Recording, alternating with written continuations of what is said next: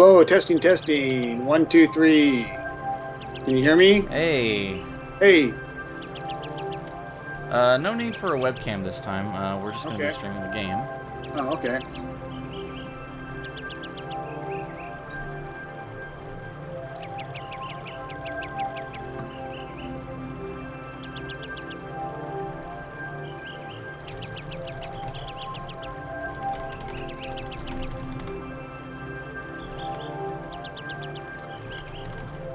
And we'll see how good my memory is. Alright, let me just start sharing. Oops. Stop sharing. Share computer scene. Okay. I wonder if you can see anything. Yeah. See Spyro in Summer Forest. Your mic is a little low. Can you turn yourself up? Let's see how. Actually, you know what? I can probably turn you. You know what? It's my bad. Okay. Oh no, it's not my bad after all. What is other than? I mean, where do I turn it up on this end, or can I? I'm not sure. Check your Windows sound settings. I mean, assuming you have Windows. Let's see here. Music is louder than you both. Okay, I guess I'll turn the volume of the game down somewhat. Oh, there we go. There we go. That ought to be better.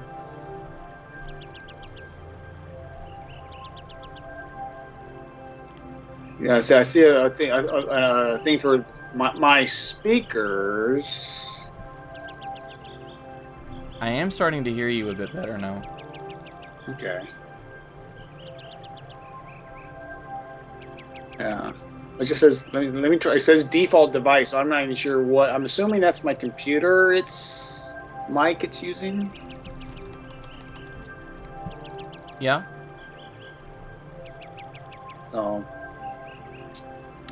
it's giving me the option here of using my phone. I wonder if that would be any better, or there'd be lag. Actually, I think you're coming in pretty okay now. Okay. Let me just ask the chat. Chat, we coming in clear?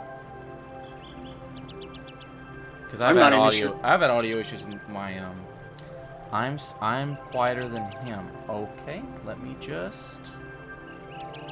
I'm not even sure where the mic is on my computer. Yeah, sorry about that. I've had issues in the past when streaming. But I think it should be okay now. Yeah, so. Alright. So, let's reset here. And then.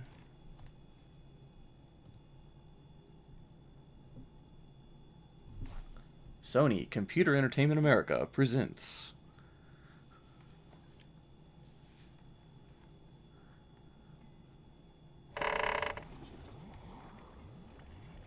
I always love these little animations.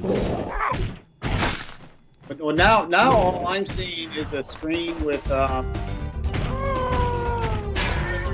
not seeing the game anymore. Okay. Hang on just a second. I'm seeing a screen with. Oh, okay. How about now? Yes. Press start. Spyro 2, Ripto's Rage with Craig Stitt. Craig, how about you introduce yourself a little bit. Yeah, so I'm Sorry? You're cutting out. You're cutting out a little bit. I can't really hear you very well. I'm not sure what's. See, I hear you fine now, but when you started saying something, I couldn't hear you. Okay. I just gotta do test 1, 2. That's better.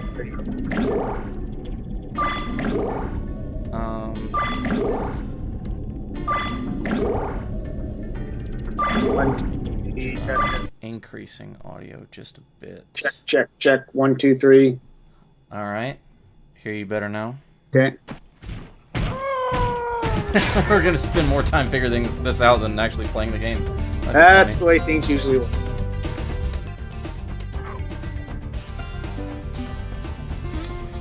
All right. Say something again. Yeah. So I'm Craig Stitt.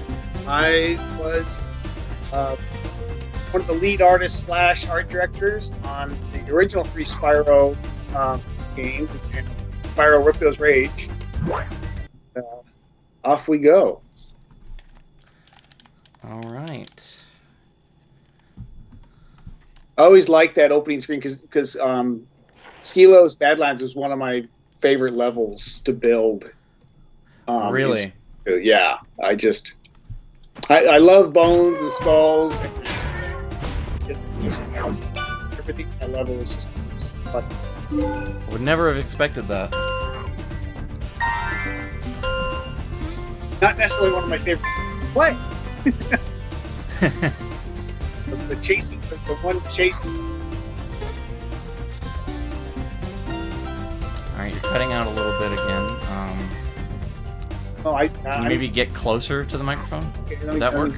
A little bit. Is that better? Okay. All right, we're gonna start a new game. And we're gonna turn the game audio down just a bit more.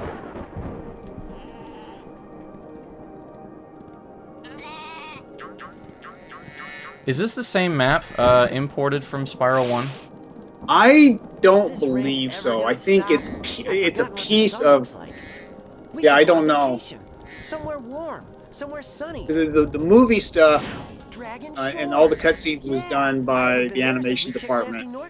And so. How about it, Sparks? You up for a vacation? So you had nothing to do with the cutscenes of the game. You just the lane level artwork. Yeah, other than possibly creating some of the original levels that then they cut and moved over. And I don't remember if they had one of the environment artists modify stuff to fit what they needed for the movies, but Is it working, Professor? Almost. Just a few more. Gotta love the voice acting in this game. Tom Kenny as Spyro.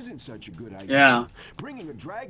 I remember Calm down. I actually got him to autograph my copy of Spyro 2. Oh, very cool. Yeah. I always wanted to meet Stuart Copeland, but he never came by the office. He was always working wherever he worked. And Love his music for the Spyro trilogy. No, his stuff in this is gorgeous. It doesn't sound like any other game, especially from this era. Like when you think of it like a 3D platformer, you think of like a bouncy, fun stuff, like the kind of stuff that Grant Kirkhope was doing with Banjo-Kazooie. But this was a very like kind of ethereal. Yeah. Yeah, I mean, you had actiony music when you needed it. But, I mean, I've talked to so many people who tell me that what they used to, as a kid, they had a special spot. They'd go sit and just listen to the music and look at the skyline and the sky and the mountains and wherever they spot. Because it was just. Yeah, it's just great vibes overall. So, I love the facial animation. that little eyebrow, like Spyro raising an eyebrow he doesn't have. I don't know how else to describe that facial expression. He does it in an idle animation too, which I think was pretty cool. I remember being very frustrated. I would do the vertex lighting for Zoe, the fairy there. I think who Zoe or whoever the fairy is there, and it kept getting erased by the animator. I can't remember if this was Spyro 1 or Spyro 2 or both. I think it was actually Spyro 1. That was Ripto.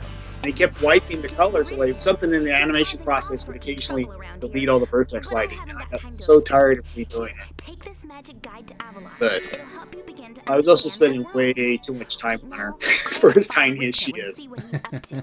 I'll meet you in Summer Forest, okay? So I guess How do we get I want to give a shout out to r/Spyro for promoting this stream. lots of fans of Spyro on our Spyro, and they submitted some questions. So Awesome. I wanted to get into one. This was kind of a general question that was asked by a lot of people. How old are the characters? Like, did Insomniac imagine like a plucky band of teenagers fighting against Ripto, or was it like young adults, or how did they imagine Spyro? Because like in Spyro 1, he was kind of like a cocky teenager, but his personality is a little different. Well, I know between Spyro 1 and Spyro 2, they decided to age him up a little bit and make him a little less whiny and annoying. And so, but I don't know. I wasn't part of the talking story and kind of screenplay writing aspects of the game. So I don't know for sure, but I don't remember any discussion of the age of Spyro's companions. So yeah, don't really have an answer there, unfortunately. Yeah, it kind of feels in this game like Spyro, he's a little more mature. He's got like he's not quite the cocky little teenager he was before. He's grown up a little bit. He's got different priorities on what's right and what's wrong and stuff like that. Yeah. Well, because the original game I pitched was a much more, I'll use the word serious, but a more, not even adult, a more realistic dragon, game. And then it was suggested that we keep him young and cute for the market.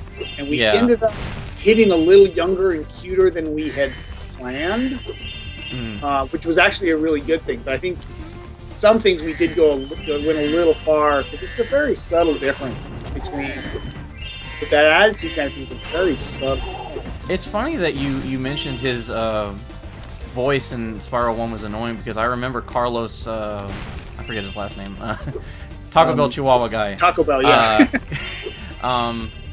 He was heavily used in the marketing for the game, because it was kind of a big deal that he was voicing Spyro. I remember. Because his name was quite the thing because of the whole Taco Bell dog. So I don't know why they, you can change his voice without having to change actors. So I don't know what it was, why they didn't go with Carlos again, or if it was scheduling, or they something about him that they didn't like. I don't know on that part. It's a good thing you got Tom Kenny before he did SpongeBob, otherwise he would have been way too expensive. That reminds me, Moneybags. We just passed Moneybags, and Agitated Surround 42 asks, was the bear character Moneybags a fun jab at Insomniac's publisher at the time, Universal Interactive Studios? He says, Ted Price mentioned in an interview that Chairman Drek from the first Ratchet & Clank was based on one of those executives that the employees of Insomniac would see while working in the buildings at the Universal Studios lot, and wanted to know if the same holds any truth to Moneybags. I don't know. It would surprise me. But yeah, I don't know. Once again, that would have been the animation department, the designers bouncing that around. And a lot of times, the animators, it was probably the head of the department doing a lot of it.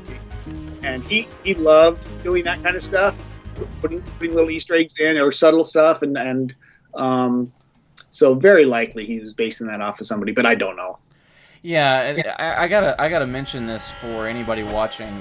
Just because Craig Stitt worked on Spyro does not mean he knows every single aspect of every single piece of development. Yeah. If you're talking about the environments and that kind of stuff, I'll probably know lots more. Get outside of my little box, and my knowledge becomes hearsay at best. What are you, some kind of goat? I'm a fawn, you dork. Yeah, that's something that the Sonic community had to learn the hard way when they were asking you questions about Sonic. Especially on Sonic, because I was way, at least on Spyro, I was there from the beginning and input a lot of the early ideas. But once they started morphing, that was somebody else's wheelhouse, and I was busy trying to build worlds as fast as possible. Speaking of worlds, Golden Guy 444 asks, what was the first realm designed for Spyro 2? I like to guess it was Skelos Badlands, but who knows? Ripto and his What was the monsters have first taken over the one? castle here in the summer forest. You're going to have to go to Because that's a good World question. and Because convince that's the inhabitants to give you their I talisman. don't You can keep them in your guidebook. I don't remember. could do that. Why doesn't the dragon Because it's just one of my touch issues Ripto? with making, and this goes all the way back to some of the can't you know, even keep very track first of your games I running shoes. worked on. How can we trust Is you I with always 14 felt talisman? because they kind of build the games, If you the come levels across in the any order that they're going to orbs, very show up, important too, but I'll tell you about and them later. so therefore the Okay, first no levels are really problem. I'll nice. collect a few In the talismans, middle, but give then by the Ripto time you the get old to the end, hot you're foot, rushed. and be in Dragon Shores So by the final lunchtime. levels are often kind of crappy. You know, they've got all sorts of problems and just not polished. Mm-hmm. And I really wanted to do do a couple of the middle levels first, get the look and the feel and the tools worked out, then do the very first levels because you want those to look good. Then do the end levels so you're not rushing. So if you're going to have any unpolished levels, they're in the middle. But that never happened. And it just hasn't happened. That is. Now this is one. If you go off to your left there, Mm-hmm. and now turn to your right, look back at the main castle. So that, for those who don't know, the carvings on the walls there, that was one of my Easter eggs. So that, if you look, says Brian. Yeah, I see it. So that's my son's name. Hmm. And so that you put that in there, and then a couple of months later, Oliver Wade, head of animation, comes over and said that he noticed that told me he had noticed that, and asked if I could hide Brenda somewhere because he had a son named Brian, spelled with a Y, but he also had a daughter named Brenda, and he couldn't. He didn't want to tell his son about Brian carved in the walls if there wasn't a Brenda someplace. And so in Midnight Mountain, I put Brenda in like gold letters on one of the doors. Spyro. Yeah, that's a really touching story. And I've heard you tell that story before. It's one of the cutest little Easter eggs in the Spyro games. I think you did something similar with Spyro 3, didn't you? I'm trying to remember. It always amazes me in movies or games or anywhere where people are putting these Easter eggs in because when do they have time? Yeah. I want to do it. I'm trying to think. I know there's some stuff in 3. I can't remember offhand. It's interesting. Sometimes when I look back at the original Spyro games, I kind of twinge because the low poly counts and that kind of stuff, and it's like, for the time it was awesome to look back at it. But I'm watching it here, and I'm still really enjoying it. I'm just really. I think one of the best achievements for this game is these little cutscenes, because like in a previous generation, like you couldn't do cutscenes like that and mimic like comedic timing from like Warner Brothers cartoons on like the Super Nintendo or whatever. Yeah. And that's one of the things I really missed from Spyro 3 because you don't get that. They decided not to do that for Spyro 3. It's part of it too. Is I don't know what decisions or what drove decisions. Some of it may just be time. Once again, Oliver Wade was a lot to do with that since he. Because Spyro 3, if I remember correctly, was pretty rushed. And Oliver was always pulling his hair out because he was so slammed with these cutscenes. They were so long, so much about them, and so that once again, different department. My guess is they got cut back just because there's too much to do to not enough time. Stefano Beast asks, what would you have done differently if technology limits weren't a problem? What would we have done differently? More polygons. Smooth this out. Would be the big one for me. You look at like what Toys for Bob did with the Reignited series, and I think they put too much stuff in the game. You know, there's just because you can have detail everywhere doesn't mean you should. But yeah, I would love to have had more polygons. Would love to have, yeah. But that's the big one for me. It's interesting because like Reignited, the art style of Reignited is very. It feels very different from the approach used in the PS1 trilogy. I mean, they did a really good job. I don't mean that in a bad way. No. But it does. It's interesting if you take the remastered version of Crash Bandicoot. Let's see if you take the original Crash Bandicoot and Spyro and you put them side by side, you can remove all the characters, all the enemies, and at a glance, you know which is which. Right. If you took the remastered versions, stripped out the characters, put them side by side, you wouldn't be able to tell the difference. Mm-hmm. Because the textures, the lighting, the palettes are the same.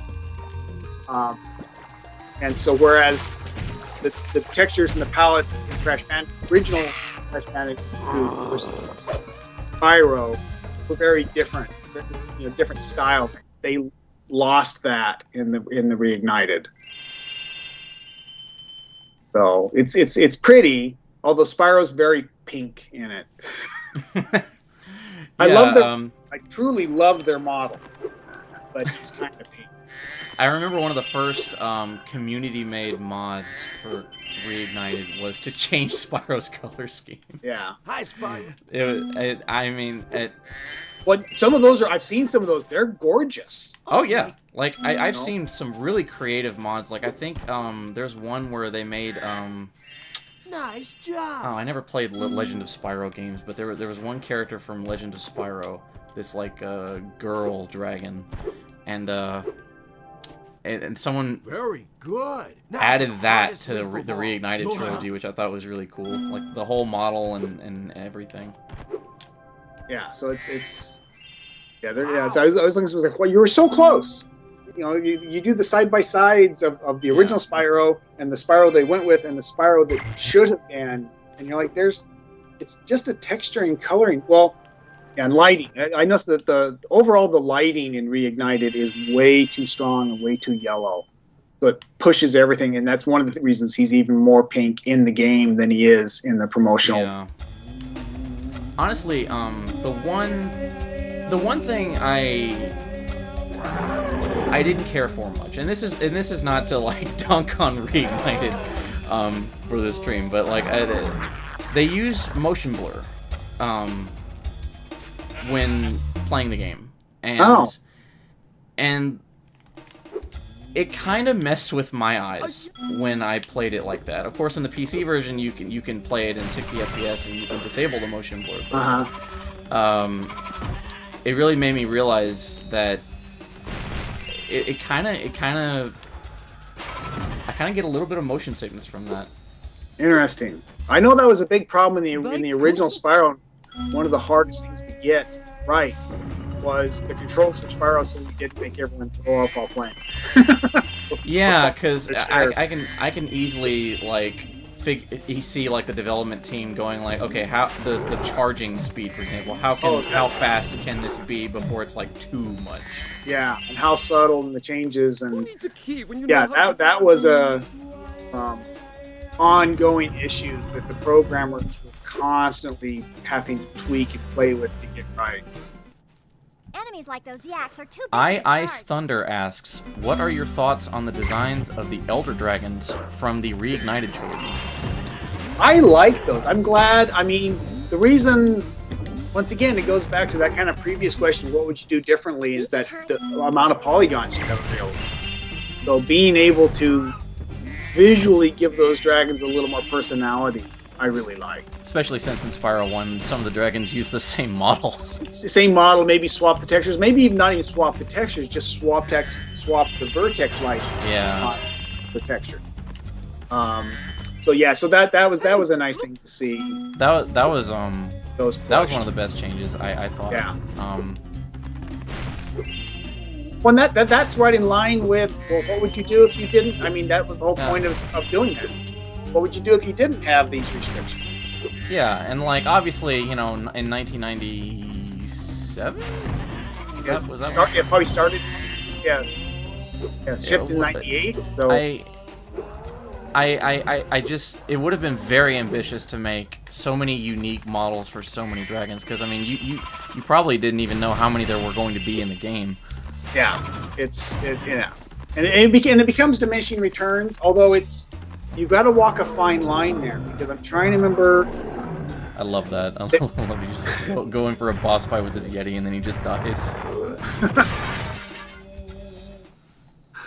You know, there was. I'm trying to think what it was. You were reusing some. Oh, it's the skies. I remember by the time we got to like Spyro 3.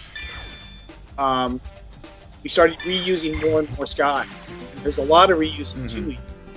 And I remember Tommy's like, I really need to do just some more skies. And I remember Ted saying, no, it doesn't matter. No one's going to notice. And people do. Yeah, Especially the 3. They're just almost all the skies in here.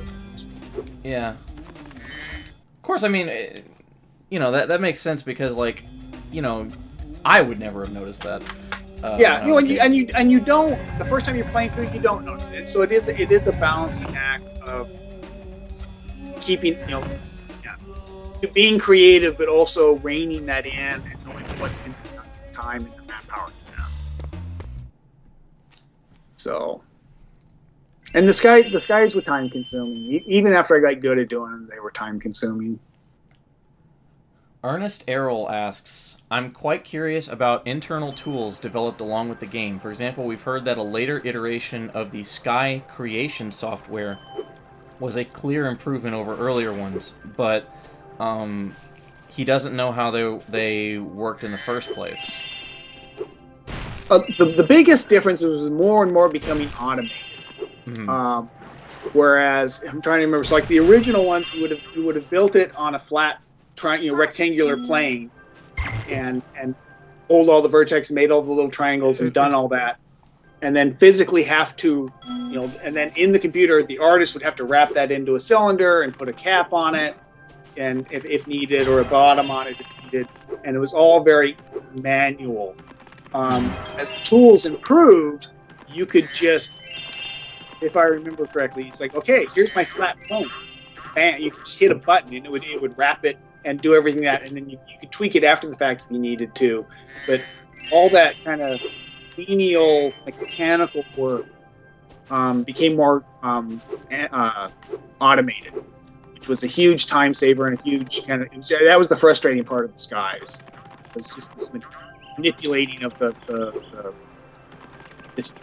polygons, but of the plane that gets wrapped into a cylinder that gets, I'm sure there was also better tools as far as affecting over, larger, multiple vertices and those kinds of things. But the big one was the automation. Yeah. It's occurring to me that I realized that I can't go any further until I pay money bags. And so that makes it a little awkward, so I'm having to replay these levels. And it made me think, like, every time I replay Spyro, I'm a completionist at heart, so I always go for every single gem. I'm just that kind of player where I always wanted to go for everything. Like, I always wanted to get everything in a platformer. But I find it hard to watch the speed line. Because really? Yeah, I'm kind of. And so when I'm streaming this with you, I'm like, oh well, I don't want to take up too much of his time. So I don't want to show more of the game, so I'm just going to speed through it. And you can't really do that because you have to get all the gems. That's why you need a little cheat code. I mean, if I had thought of that, I probably would have used one, but it's whatever.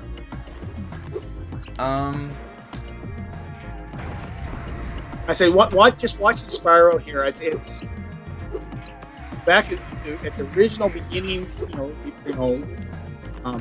days of the game. Remember, the very first time Spyro was up and running on, so we could actually see Spyro and control stuff. It's nothing but a flat grass plane. It may have had a single little pillar kind of rock in the middle of this.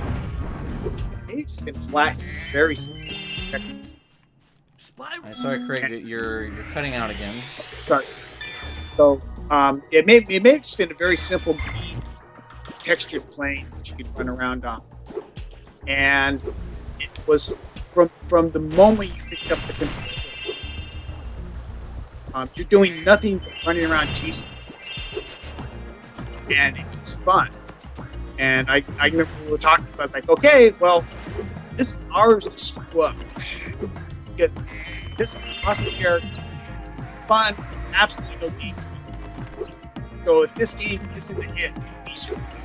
Okay, Craig, I gotta interrupt you for a second. You're getting really quiet, and it's getting harder to understand what you're Nothing's saying. changed on my side.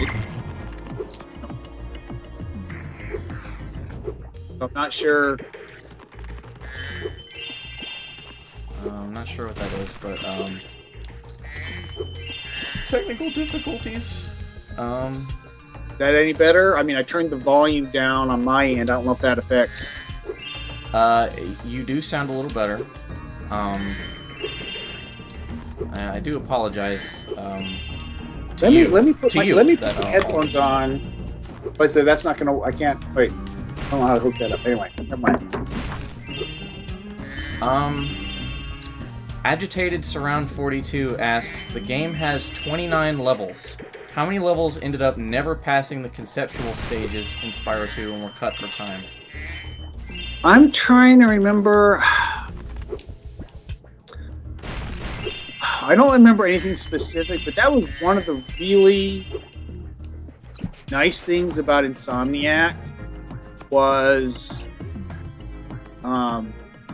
they were really good at cutting things before they got very far into development.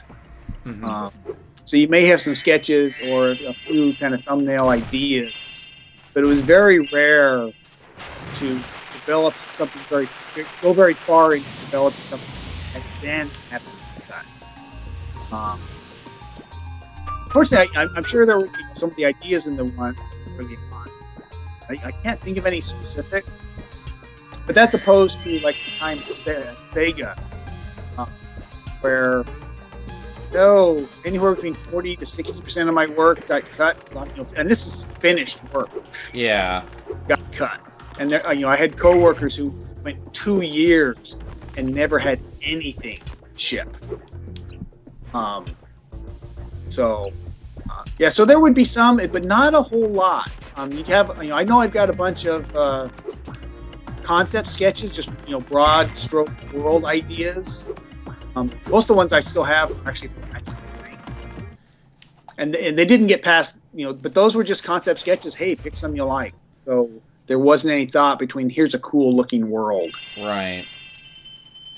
I remember there was a theory for a long time that there was a cut spring world in the game because you have summer forest, autumn plains, winter tundra. So why was there no spring world? Well, I remember that bothering me too, and I'm sure there's a reason. Hello there. But it kind of broke the pattern. It's like, hey, we what is this? And it always kind of bothered me a little bit that autumn plains is in fact more of a walled plateau. There are no plains. But oh gosh. Okay. Caleb, I'm So Metal asks, I have all the skybox art from all 3 games, and they will forever be my favorite. What inspired or drove your vision for the color palettes that would shape my childhood? No, I love hearing that. I say because the skies, when I first was asked to do the first one, I cringed. I really did not want to do the skies because like talked about earlier, the tools weren't there and they were very tedious, and the first ones really weren't all that impressive. But over time they became my favorite thing. So it was. We decided early on that the overall palette for Spyro would be more on the pastel side, and more painterly kind of quality to a much a lot of the things. That painterly quality that also kind of went into the skies. What was her name? Kristen. Oh, she was one of the artists on Spyro 1. Her texture styles were just very painted, very loose, and I always, I would very often grab one of her textures to kind of use it as a canvas to paint on to help me develop that looseness style that works so well for Spyro. But the skies were, it was just that pastel, and just the love of incredible sunsets and cloud formations and that kind of stuff. It was just, I'm looking at the skies like here right now. I miss doing those. That was a lot of fun. I want to go back and take all those skies, pull my favorites, and actually do them in watercolor, oil, or something as a paint. Comparing it to Reignited again, like the skyboxes in this game have a very, and I'm not sure if how much of this was intentional and how much of this was just due to it being on the PlayStation 1, but it has a very dreamlike, misty quality to it, where it's like you don't really know if like what you're seeing is real or if it's like some kind of like far away, different dimension kind of feel. Yeah. I think so. I think that's. I don't. It's more than a happy accident, but I don't think that was by design. Let's build the skies that do this. I think that just happened to be the nature of the vertex lighting, of how it was similar. It still has a polygonal feel about it without being polygonal, so it fits very nicely in the world. Yeah, it's something that in Reignited, it's, they tried to recapture the same feeling, but because it's not low poly anymore, it's very different vibes. It lost, whatever this magic is here that's happening between the two, on most of the levels in Reignited, it doesn't have it, unfortunately. The levels I will say that Reignited excelled in were the swamp levels in Spyro 1. I will agree there. And have beautiful skies that we couldn't have because technical limits on the PS1. We had to fade off into fog because we couldn't do a swampy forest off into the horizon. So I gotta address the elephant in the room. What is with these enemies that look like Ratchet and Clank? I'll rack that one up to coincidence. So it wasn't like it's not intentional. Not to the best of my knowledge, but what is as you say that the colors. He's got a wrench and a little robot. Yeah, it's hard to believe that that's a coincidence. And maybe I just once again I had very little to do with the early concept for Ratchet and Clank, and very little to do with the enemy design in the Spyro games. So maybe there's a story there, because that is a pretty thick coincidence. Very. It's like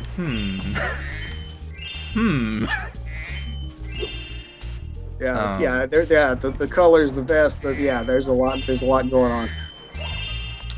Agitated Surround 42 asks, how integral was Universal Interactive Studios' involvement with the games between Disruptor to Spyro 3? How did the team get along with Universal's people like Mark Cerny, Michael John, Jackie Wayrock, who later joined Insomniac, Ricky Rukavina, Craig Anthony Perkins, and David Siller?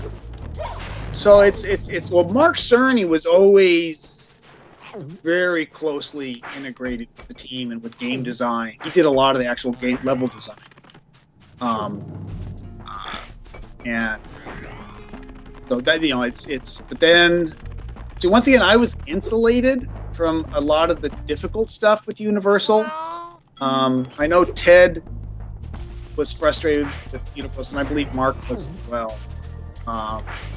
And coming out of Disruptor, we got the word that Sony wanted to pick up Spyro and be the distributor for it, and that we were stoked because Universal dropped the ball on Disruptor. And they did a couple of print ads for a couple of months. That's all the advertising. Disruptor. Sony was very active in those days. Like they were willing to publish literally anything to get as many unique IPs on their new system as possible. Yeah. So yeah, when Sony picked it up, like I can still remember. Yeah, I can see the office and everyone when Ted came in, or was it Mark came in and said that Sony wanted to pick it up. Like yes. So there was a lot of problems with Universal, but that's something where once again I was kind of insulated from that because that's not other than hearing people grumble, and then eventually Insomniac leaving. It's hard because it meant leaving, and for me it meant leaving Spyro behind, and I really didn't want to do that. I also really enjoyed being on the back lot.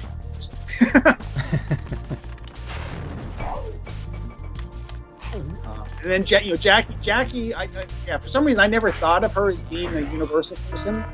Well, she was until she actually was on Insomniac. She was awesome. Oh.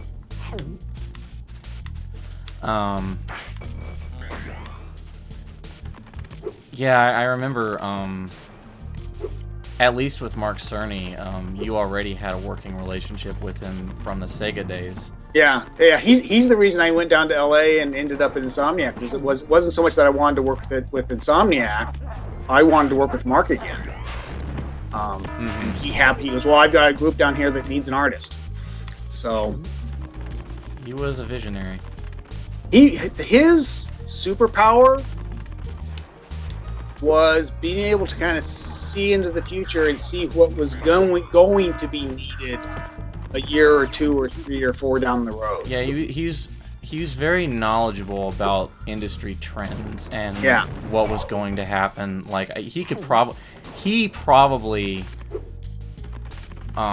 before a lot of people saw the writing on the wall that 3D platformers weren't going to be the big thing forever. Yeah, so it was well, because if Mark, because I pitched my idea for this little where you got to be the dragon.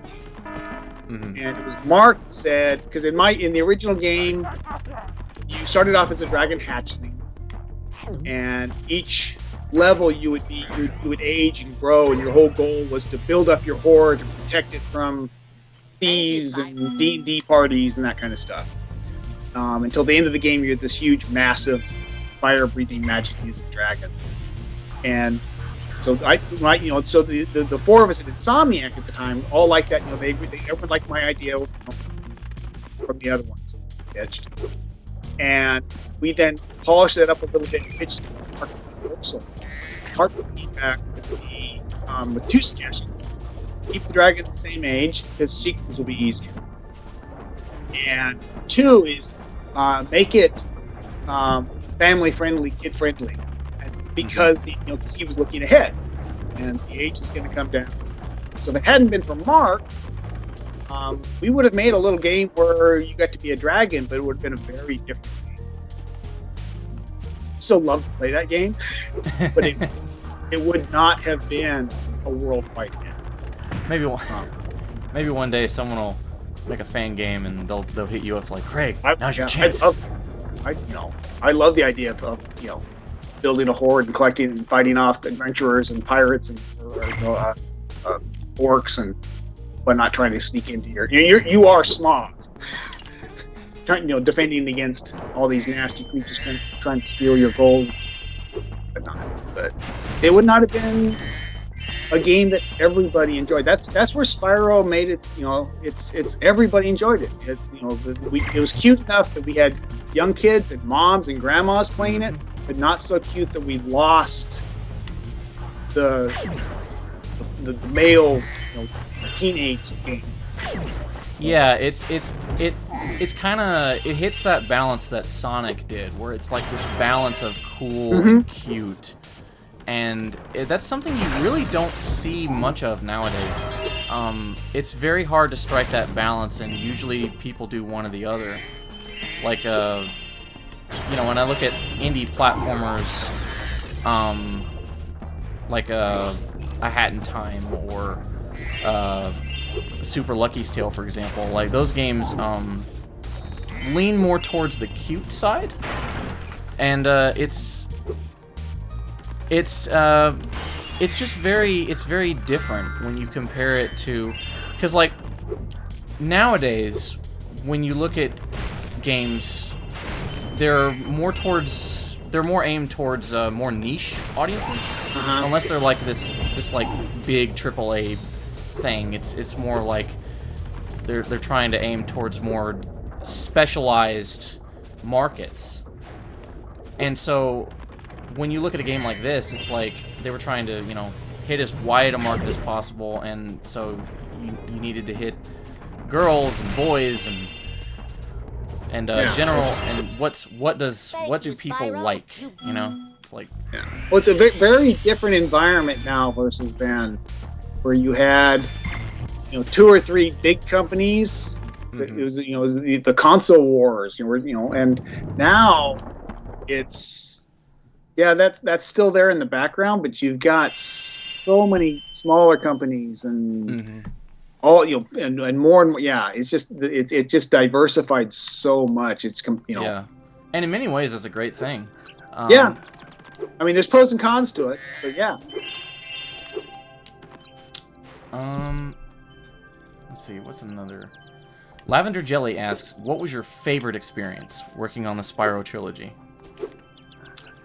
Oh, that's a good one.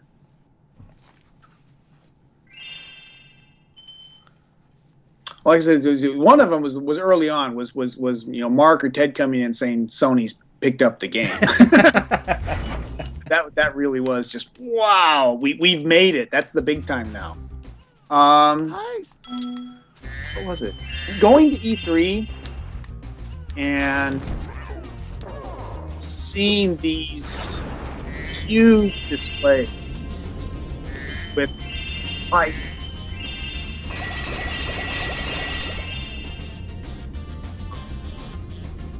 and kind of surreal.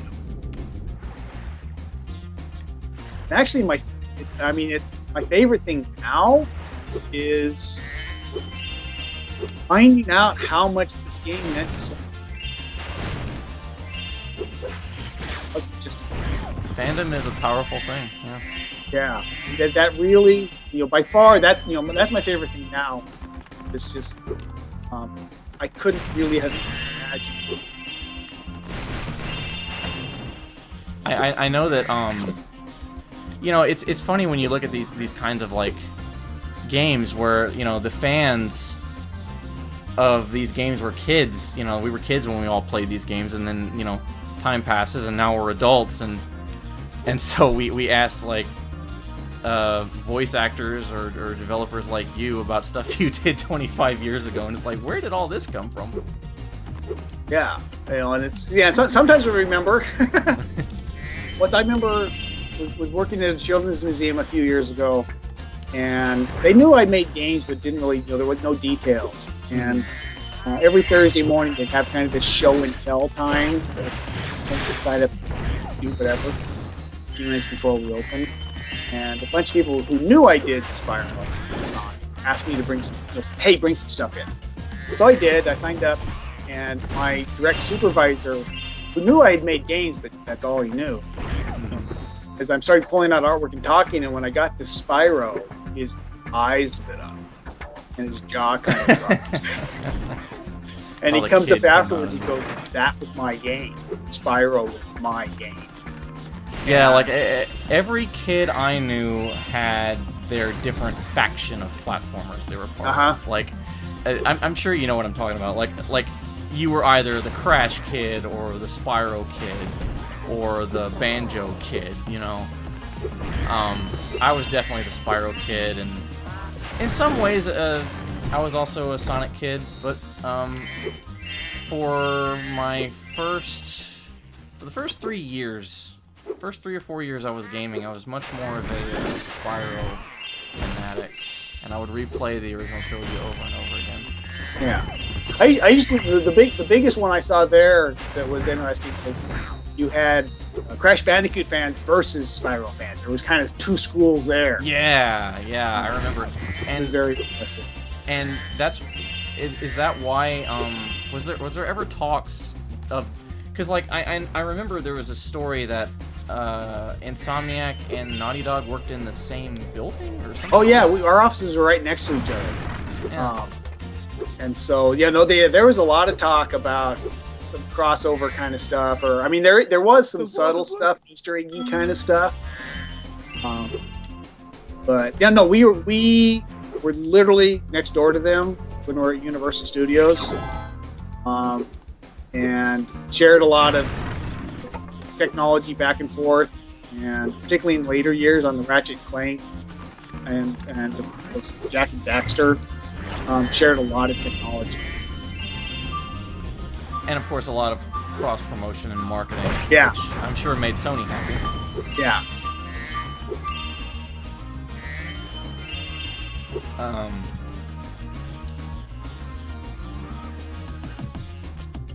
Let's see. There's another question we can get in here.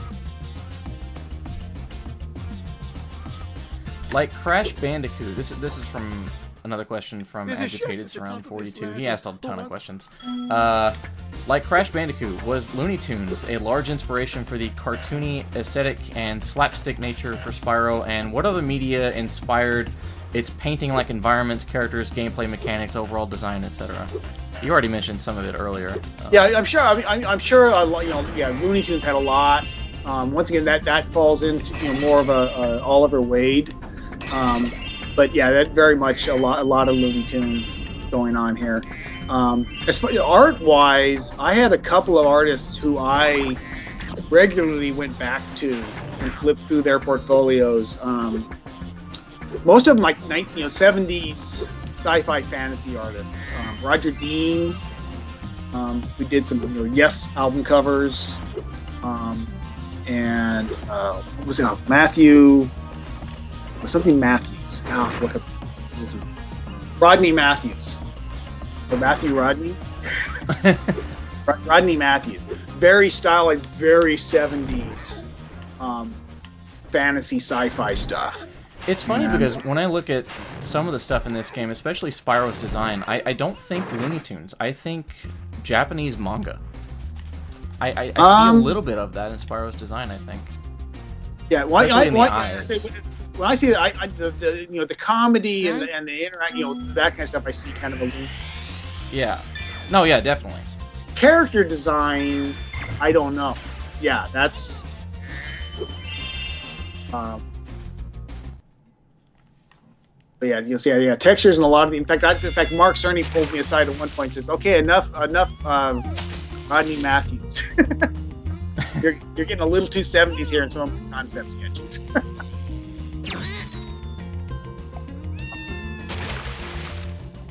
Oh, that can't be good. That can't be good for those kids. And somewhere, I was just looking for this the other day. There, with Spyro's textures, I scanned in. There was a painting of a dragon, like probably a book cover, that I really liked the texture of his skin. So I scanned it in, and that was the kind of the canvas, the underpainting for Spyro's textures. And I've been trying. Last week, for some reason, I got thinking about that. And I've been trying to remember which painting it was, and pull it up and look at it again. Unfortunately, all my art books are all boxed up because I just moved from LA up to San Francisco. But yeah, somewhere I'm going to find that little texture that when I was texturing Spyro, definitely influenced his textures. Aquaria Towers. I remember there was a question someone asked about Aquaria Towers. Yes. Actually, I guess I'll ask that when we get to that point. They asked about the uppermost area of Aquaria Towers. They said, Larkscene06, she asked, the uppermost area of Aquaria Towers is rumored to have been a reworked, water-themed world from Spyro 1. Do you have any insight on the truth of this rumor, and if so, how far that Spyro 1 world got into development? Did you make any designs for that world? I wish I could remember more of that. That's where the 25 years is blurring things together.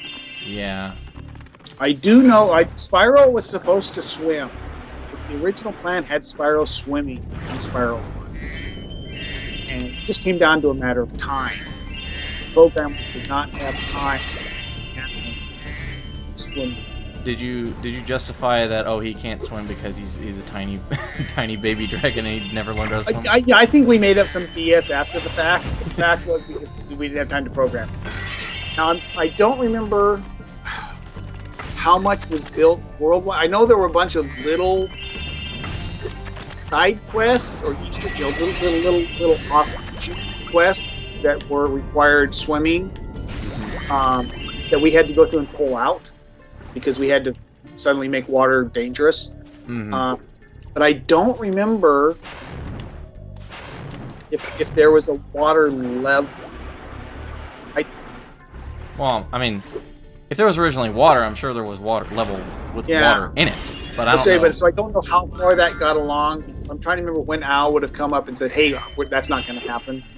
I want to say it happened later in the development, but at the same time, like I said earlier, Insomniac was really good at stopping production on something before you wasted massive amounts of time. Yeah. And so, I wish I could remember. I'll have to go through and dig through my journals at that time period and see if I mentioned, because that's a common question of the origins of the water levels and aquatic homeworlds and stuff. I need to go see if I have any mention of in my notes.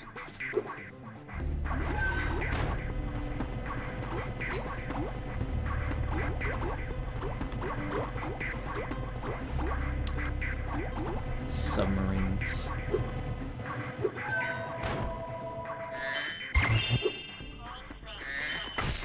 Let's see. What is... Oops. Hard to look at questions and play the game at the same time. Yeah, well, I don't think... once again, I'm trying to remember... Because I remember working on this level, but I don't think I built this level. I think I went in, did some afterward tweaks on it, did something on this level, and most of these textures don't look like one thing. I have not actually made it to the area talked about in the question yet. I'm trying to find my way around. I always get lost in this one. When's the last time you've played Spyro 2? It's been a long time since I played the PS1. I just recently played about half of the game, on Reignited. But I got it. The controls, the thief rounds and the flying rounds, I could not do on the Reignited. Really? So I don't know if I'm just out of practice, or I'm just old, or I'm just impatient. So this is the area in question. I think this was Chad Dresden. I think he built this, but I can't be certain. And so, there's this may have been started or done back early on the Spyro 1, but I don't remember it all. It all blurs together. I really like the sci-fi aesthetic that a lot of these levels have. Were there ever talks about how far is too far for fantasy and sci-fi to come together? Because I know in Spyro 2 at least there's one with where the fantasy is thrown out the window and it's just a bunch of robots and It's in the yeah, no, and I remember at the time it bothered me that we were pushing so far into that. So in my opinion, occasionally we crossed that line. But at the same time, it's kind of cool that like this works. Yeah, in its own way. And so, but yeah, if it had been just purely up to me, there wouldn't have been any sci-fi, any modern technology. But the game designers get frustrated with I've been trying. when you limit them too much. Mm-hmm. That's why at the end of Spyro, and we were getting ready, left Universal and getting ready to do a game. Right, Sony's one requirement was that our character has hands. And I think that also came from our designers. Like whatever you do, he has hands, pick up things and use tools. Because the quadruped, we did all these kind of funky hovercraft sit on ride kind of tool to get around the fact that Spyro doesn't. That actually leads me into my next question. Well, actually, I can't read it while I'm doing this. Oof. Some of these missions, like I recently replayed this game to 100% completion, and I'm like, oh my god, I do not remember this being as hard as it was for me. I do not remember it being this hard when I was 7 years old. Well, I'm curious if I went back now on the PS1, how hard some of this stuff would be. I can guarantee I'd have a hard time in treetops. Because there's some crazy, stupid hidden areas in that.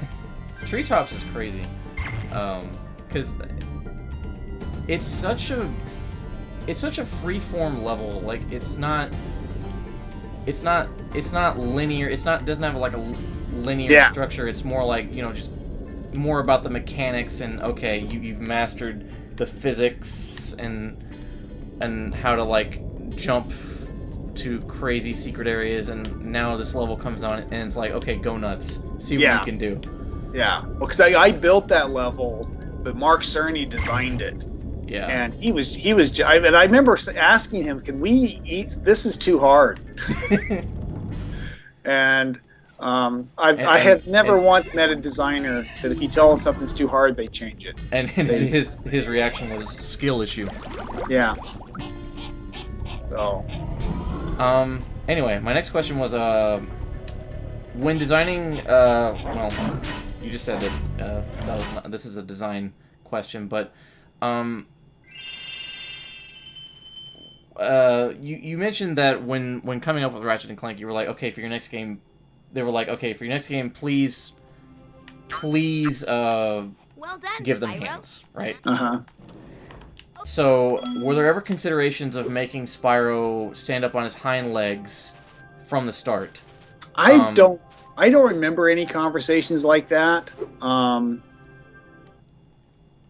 If we had continued to do, if we had, if we'd had my way and we stayed and we didn't, leave Spyro behind. Oh, I don't know. How Ripto and his monsters arrived in Avalar.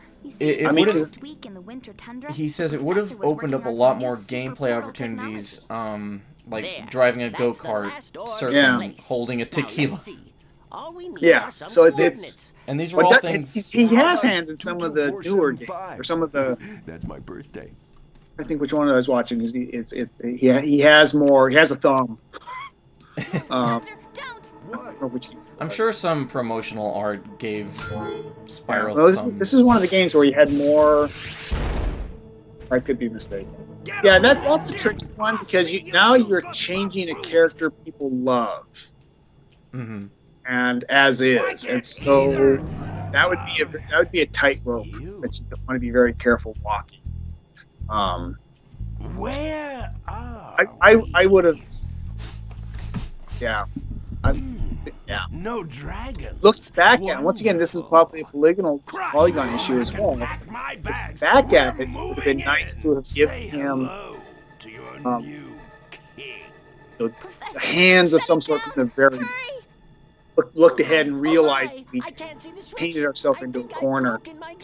Might have be a pure quadruped. Go through the portal, you idiot!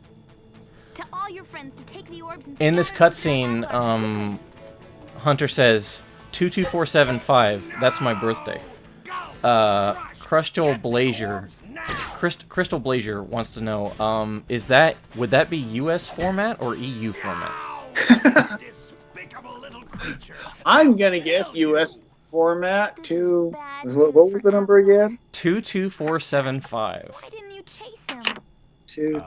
Yeah, I would have gone after him. So, February Something about 24th. not liking dragons. Professor. Yeah, I would guess I didn't mean that's to the skip U.S. format, and that's probably somebody's actual birthday. Oh, I'm sure it's.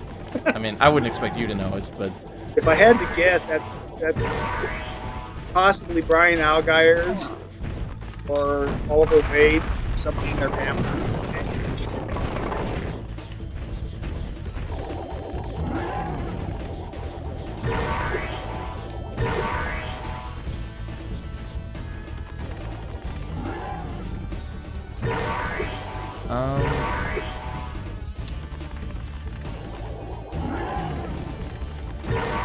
I know, this was... Spyro 1 didn't really have... I mean, it had bosses, but they weren't really... They wasn't were like this. They were kind of like mini bosses. Yeah. It was kind of like it was mostly just a level where an enemy just happened to die at the end. Yeah. It was just kind of a big enemy, not really a boss.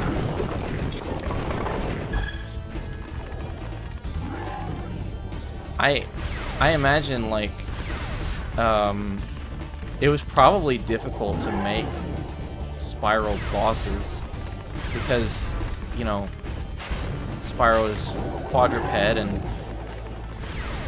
Yeah, I guess once again, that would have been the designers and whatnot, and so I'm curious of how much of that was a conscious decision to not have traditional bosses in Spyro 1, and then realizing that maybe because it seems like a lot of the people, some of the few negative comments, if I remember right, on Spyro was the lackluster, because people thought of those non-boss enemies as bosses, and how lame the bosses were in Spyro 1. I remember Spyro 1's bosses being pretty hard. But they're missing some quality about them. Yeah. People want their boss fight. People love their boss fights. Yeah. Well, that's where Ratchet and Clank, the fourth Ratchet and Clank, that's all it is. Boss fights. So my next question was, did the publisher, Universal Interactive Studios, from 1994 to 2000, ever approach Insomniac in meetings for an acquisition of Insomniac when it was developing the Spyro trilogy to become an in-house development division for Universal? Well, that's not that I know of. I mean, that's possible, but that would have been between Ted and Mark and Universal. I don't remember anything like that. But it could have been, but I don't know. That simpleton, but Gulp will be more than a match for you. Bring it on, shorty. Agitated Surround 42. A lot of video games got adapted into animated series in the 90s. Ted Price mentioned in an interview they wanted to do a Spyro movie, but Universal, who owned the IP, made it difficult, and the idea never got off the ground. Was there any rumors for a potential animated series being considered? Yeah, there was. In fact, I can remember being excited when that first got pitched, and then being excited when some early talks were actually underway, and then it just kind of ended. And I don't know the details as to why it just suddenly became not a thing. But yeah, no, I can remember being very excited about that. And then it just kind of wasn't. Damage. So his meddling is And that's for an animated series and not the Yeah. movie. wasn't for Spyro, I'd be yeah, bankrupt. that was for a If TV Ripto were series. here, Wow. I'd give him a piece of my mind. In fact, That was the big I'd surprise give for him me. a It was like, lot you know, more this, for you know, that. jump ahead several Spyro was a years. champion Because one of the bantamweight things we boxer complained, you know, that at was university, frustrating for and I Spyro still was know we a had few moves. almost no merchandise, other than some Taco Bell was toys or stuff, plushies or anything. Yeah, it's not really a series that lends itself well to toys. Well, except for you could have just a stuffed. All I wanted was a stuffed Spyro, which some boot market, you know, some black market bootleg stuff ended up showing up. But I remember, so you jump ahead a couple years, and I'm walking through, I think it was a Target, and I turn a corner, and all of a sudden there's just the length of the aisle on both sides is Spyro stuff. Wow. I'm like, what? And but then I was like, well, no, that's not Spyro. And then I looked a little closer. No, it's Spyro, but it was Skyland. Oh. And I Yeah, go, that was "Ooh, a thing. What did they do to Spyro? They beat him with the ugly stick. What is this? But in the long run, I'm really glad that Skylanders happened because it reintroduced Spyro to another generation and kept him alive. And hence we have the Reignited and all that stuff. And I don't think that would have happened without Skylanders. And then once again, then we did get the TV show via Skylanders. Still, though, look how they massacred my boy. Yeah, he was really... I don't know why they had to beat him up so badly. Are you familiar with the Legend of Spyro series at all? A little bit. But not, yeah, a little. Because I've never played those games. I played one of them a long time ago.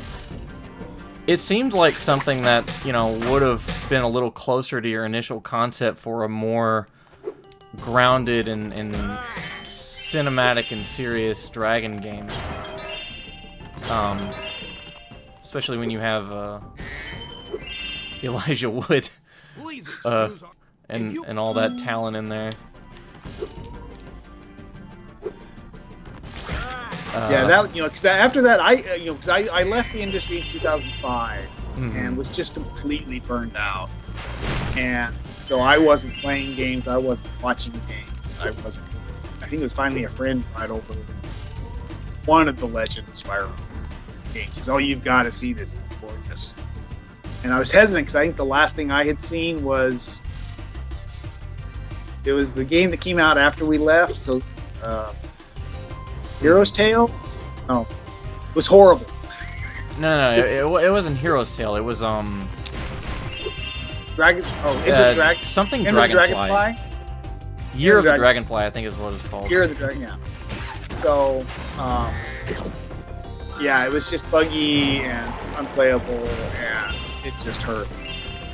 Yeah. And there's a whole bunch. You know, I'm not even blaming. You know, I can't even blame the whatever group did it, just because they were under. Yeah, there's all sorts of stuff going on behind the scenes on that one. So yeah, it's never. It was from the start. It's never so simple as the evil publisher or whatever. It's just, you know, really complicated politics at play. Yeah. So we're in Breeze Harbor. Probably the most infamous level in the game. Revolutionary Lie 5743 asks, what was the inspiration for Breeze Harbor? It's so unique and more than a simple floating harbor in terms of the look, colors, and architecture of its buildings. I'm trying to remember. It's because a lot in the earlier games there was a lot of most of the time the designers would come up with a broad stroke idea of a world, and then and give that to the artist, and we'd do a bunch of sketches and then show them, and they would just kind of narrow it down from there. And then occasionally we would there we go. just do a whole bunch of drawings and show them of kind of cool worlds, and show those to the designers and say, hey, pick one that fits you, that's going to fit your gameplay storyline ideas. But back during Spyro, most of the time those ideas, those foundational ideas and worlds concepts came from the designers first. But on this one, I know I've got some. I have some of the sketches still of floating ships and floating buildings, and definitely John Ferrarito definitely had some really cool stuff. But I don't know which. It was a chicken and egg kind of thing. I can't remember which one came first. It's definitely one of the more, dare I say, psychedelic levels in this game. Of course, Spyro 1 had a lot of psychedelic levels in it. Yeah, you get in the Dreamweavers, there's some pretty wild stuff going on. Yeah. What were they smoking?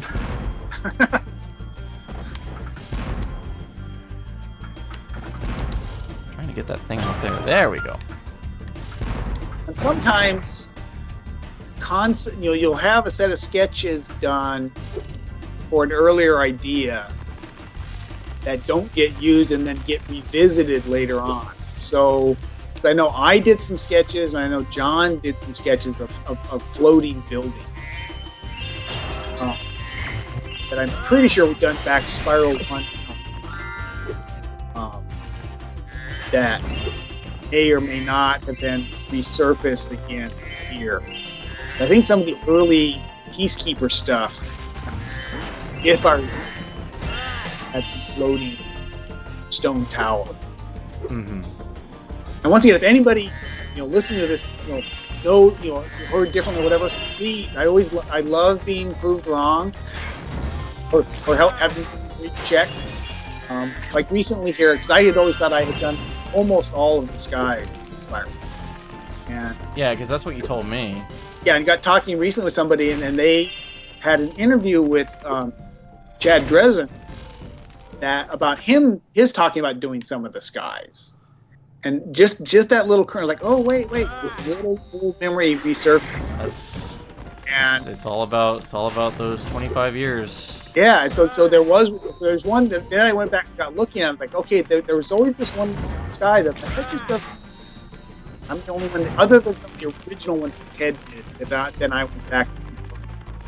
But then there's always this one. It's like that just doesn't like the other sky. Well, that's the one Chad did. And then I think after that, Chad may have done a couple. That was in Sonic. I think he may have done his guys for his levels. But at that point was taking existing skies and just shifting the colors on them. Just Okay, you're cutting out again, Craig. I'm having trouble understanding what you're saying. Oh, I'm not sure what one I cut out there. Say something? So Chad, so one level, Chad definitely did one level in Sonic 2. And because it didn't fit my style, I was like, oh yeah, there's Chad's. But I think the ones after that, because I have since now gone through all the skies. Mm-hmm. And all the ones in 3 are just reworks of almost all the ones, if not all the skies, are just reworks. So if he may have just taken older skies and just retweaked the next light, quick and dirty, to make it work for the world. But that was again. I was like, oh, I'm wrong. Oh, crap, I'm wrong. Oh, good. No. So he's correct if I misremember me. I gotta do the funny meme. Trouble with the trolley, eh? This is the part that always gets people. Is this little section right here? Yeah, no. This is... and every time you lose, trouble with the trolley, eh? I think if I remember right, Reignited they actually used that in their marketing when they were showing off this level. Although I'm gonna be a cool guy and do it my first try.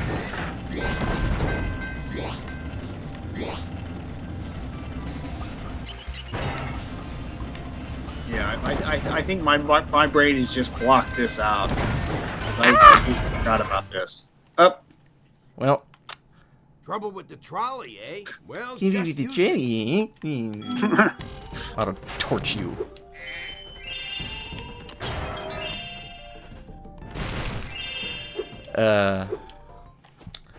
Yeah.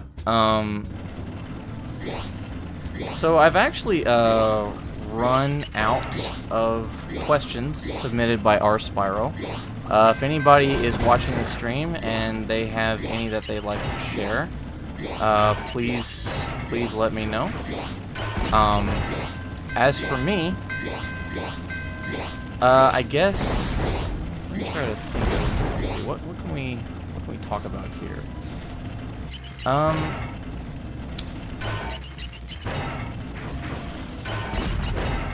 How much work ever got done towards a crossover with the Crash Bandicoot series?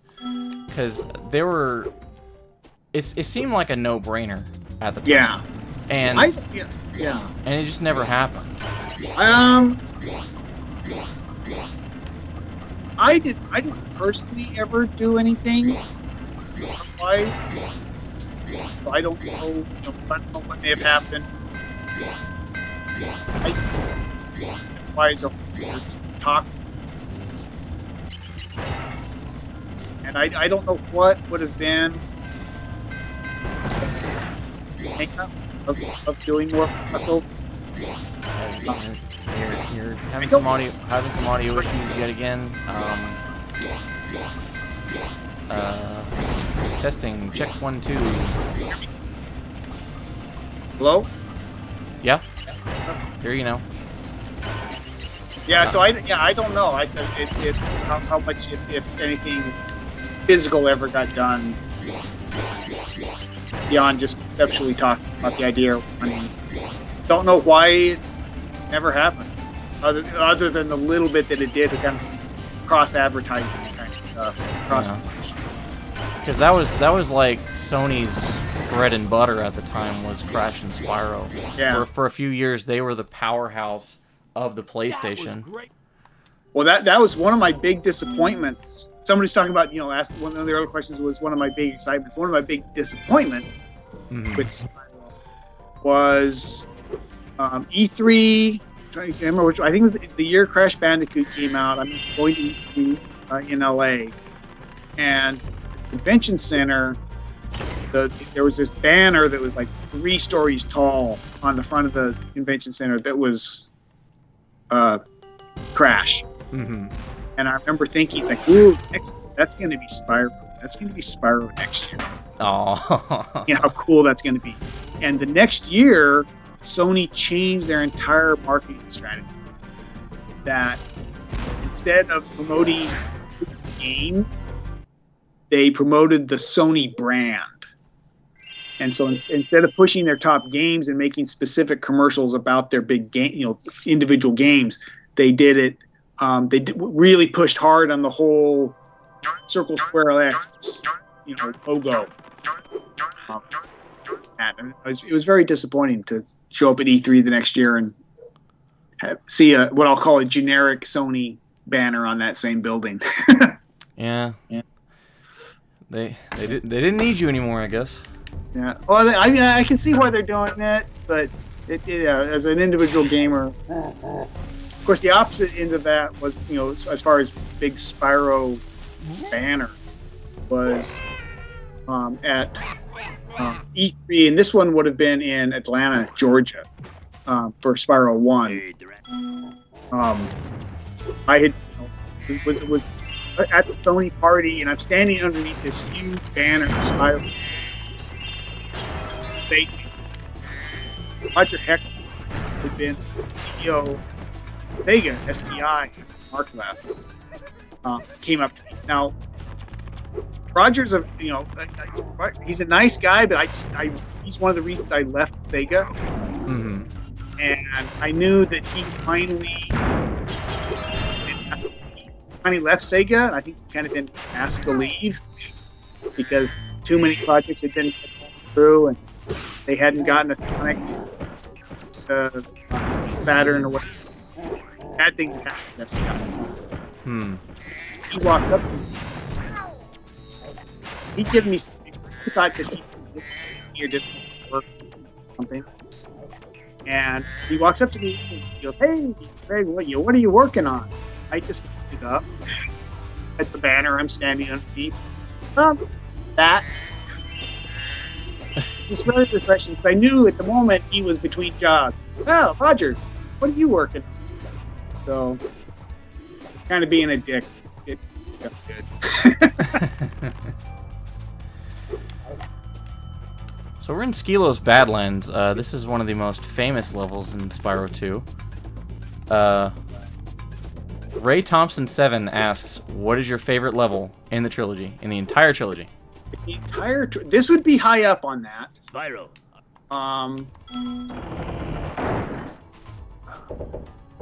Summer Forest and Autumn Plains. I really like. Well, those aren't. I mean, those are hub worlds. So. Yeah. And once again, I'm not. This is purely what's my favorite. I'm looking at it from an aesthetic art point of view. Fun building. Gameplay wise, yeah, I couldn't tell you. It's been too long. Well done, Graz. Yeah, so my favorites are. I'm very biased. My favorites all have to do with which ones were fun to make and which ones am I the most proud of. I'm gonna skip doing this mission. That's to say, this is not one of my favorite ones as far as gameplay is concerned. For that challenge right there. But it's like, I mean, it's you know, it's not impossible. I love the colors here. I love it. The dinosaurs running around here with the backgrounds and building. Visually, it's just too stupid hard. Yeah. Especially with the camera spinning around. Yeah. I think Reignited did something to help. Something about I think it did adjust the camera in this mission, if I remember correctly, or maybe it's just me being weird. It's been a shorter amount of time since I've played this version of the game than when I played Reignited. I think I played Reignited once. Yeah, and you don't know like which dino you're supposed to go after first. But as they say, practice makes perfect. Yeah, it's.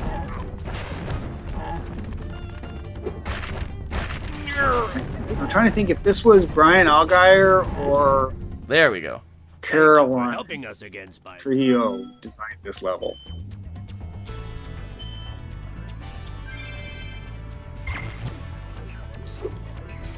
Yeah, Sorry. but just the textures and the way everything works when it drops off to the distant the range swim blank that's called.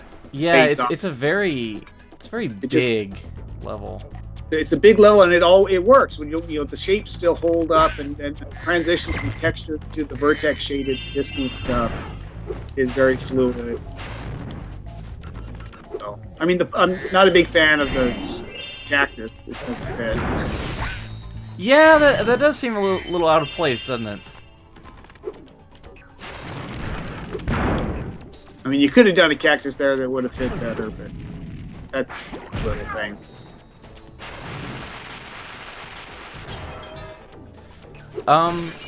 So I guess my question is, this game and Spyro 1 came together so beautifully. What happened with Spyro 3 where the original release was so rushed? I'm trying to remember. Because I remember there was some talk about, okay, it has to get out because this is the Chinese Year of the Dragon. and they wanted it to release in that time frame. But that can't be a good enough reason to release a rushed product. Well, I mean, it's you can't.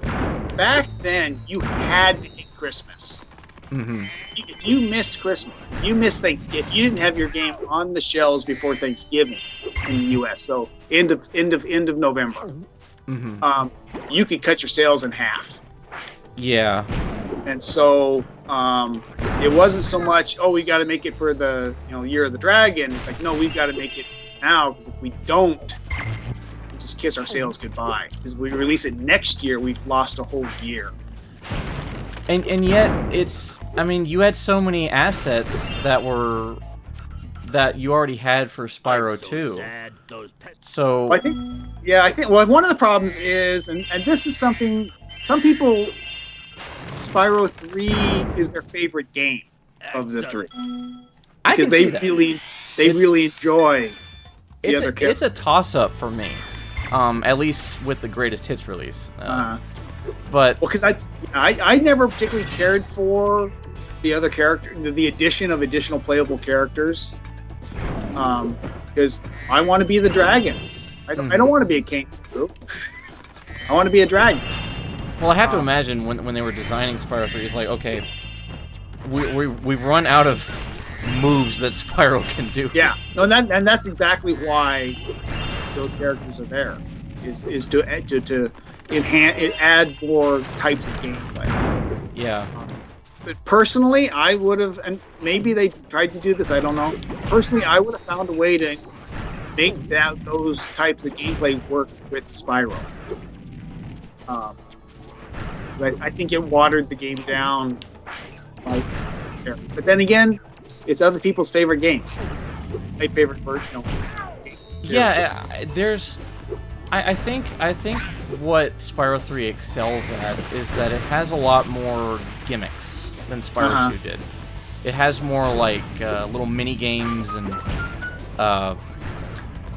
gimmicks and. Yeah, I did like the mini games and gimmicks. That kind of stuff is fun. It was the addition of additional characters that I would have just personally. Yeah. Just to find a way to Spyro to do that.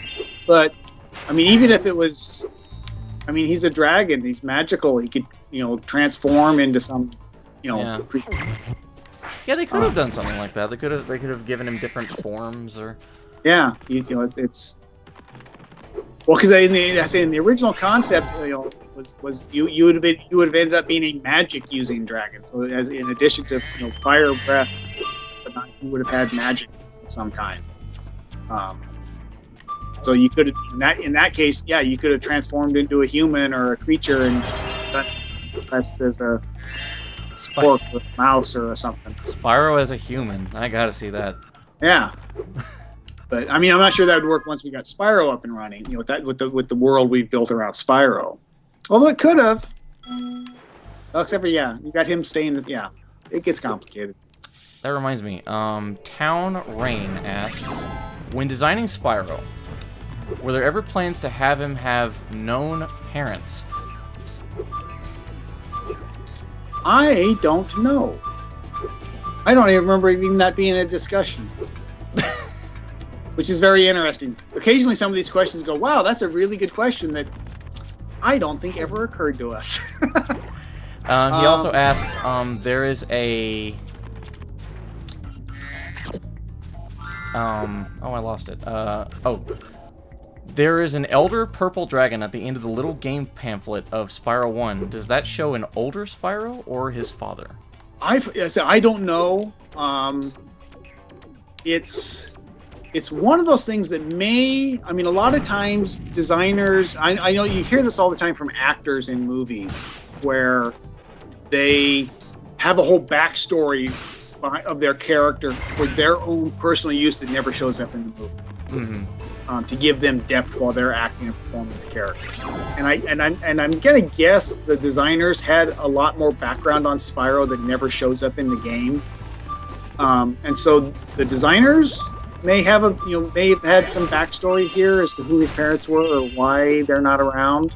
Yeah. Or it could be something far simpler of it didn't cross somebody's mind.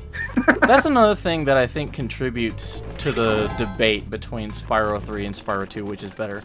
I think one cool thing that Spyro 3 does is that it has a little bit more of a story than Spyro 2. Spyro 2 is just, you know, there's a bad guy, go and stop him. But Spyro 3 kind of feels like it tries to add more to the lore of the world and explain why things are the way they are, and just add more storyline in general. Yeah, no, I can see that. And that's going back to that one of those very first questions of, you know, what would I do differently? And this wouldn't be so much about technology, is knowing that we would be talking about Spyro 25 years later. I would love, you know, to go back and do a little more world building and history building in that first game. On the other hand, I don't know if I would touch anything because you don't want to break it. But yeah, it would be nice to have a little more. Oh, hey, this game is going to be 25 years, and we're going to do a bunch of sequels. We're going to do other sequels in the world, as opposed to making it up on the fly. I think that's one of the things that resonates with people in regards to the Legend of Spyro games, is that Spyro has such a likable character design, and the world that he inhabits is so likable that people just want to see more of it. Yeah, they want to get invested in like a story, and which I it wasn't really something that I think was on was a priority. I mean, it wasn't even really on the radar at the time. When we were doing the first game, and then the second game, you're just trying to get it done because okay, this is it. We need to get it done, and we need to make it better. And we only got a year to do it. And then third game, it's like, oh, we got to have even more, and we've only got a year to do it. So if I go back and change something, it would be somehow get some of that early on. Although, once again, we're looking at this through eyes and a mentality that's 20 years. Yeah, and like back then, if you were to probably ask someone, hey, should we have more storyline in this cutesy 3D platform for kids, they'd probably reply, who cares? You know? Why? Who cares? Yeah. So exactly, that's what I said. I'd love to go back and do it, but would I really if I had the ability to do so? And I don't think I would. Don't mess with the timeline. Nothing good ever comes from that. Nothing ever good happens because of that. You wake up one morning. Welcome everybody. I'm doing a live stream with Craig Stitt, the creator of Crash Bandicoot. Yeah. Or the guy who killed Spyro the Dragon. Yeah, yes. Speaking of which, there's a lot of websites out there that call you the creator of Spyro. Now, obviously, that's not really true, but what do you think about that? Well, it is and it isn't. The Spyro that we're playing right now, you're seeing right now, it was this huge team effort. But if you go back, if you look at all the games I've worked on, so you know Sonic or Ratchet and Clank or some of the other games, if I had not been there, somebody else would have done that artwork. And maybe it wouldn't be as good, maybe be better, but it would have been done. Had I not been at Insomniac and pitched the idea of a game where you get to be a dragon, there would be no Spyro. So, because the other games that do I think, Ted, I think if I remember right, pitched an idea where it was an alien invasion game that I think eventually became Resistance. And Alex, lead programmer Hastings, pitched an idea of an off-road racing game based on how much fun it was just to run around the sand dunes on Mars in Disruptor. And I don't remember what You had those 4 ideas. Corvus, the other 3 like best Corvus, Spyro, I Spyro. So it's Well done. yeah, You really it's thought those not things entirely were correct, but it's not entirely false to call me the creator. Yeah, I think when people, you know, they like to attribute a single person to, to a big project like this, and it's just not how it works. It's just not how it works. Yeah. So if you had taken me out of the equation, there would be no Little Purple Dragon. If you took Mark Cerny out of the equation, you would have had a very different Dragon game. And so it's, you know, there's all these different realities of what would happen if this person was missing or that person was missing. I guess for the long, initially I was very glad because Ted Price was always very good anytime, because the question would always come up, why did you make a game about a dragon in the early days? And Ted was always really good at saying, well, Craig said he always wanted to make a game about a dragon, so he always made sure to get my name out there. But I think as time went by and he'd said that so often, he forgot that it wasn't just me wanting, oh, dragons are cool, let's make a game about a dragon. No, I had a whole proposal and pitched it, and then the 4 of us polished that up and pitched that idea to Universal, and then it shifted. So anyway, that's just my ego wanting a little more credit than, oh, Craig likes dragons.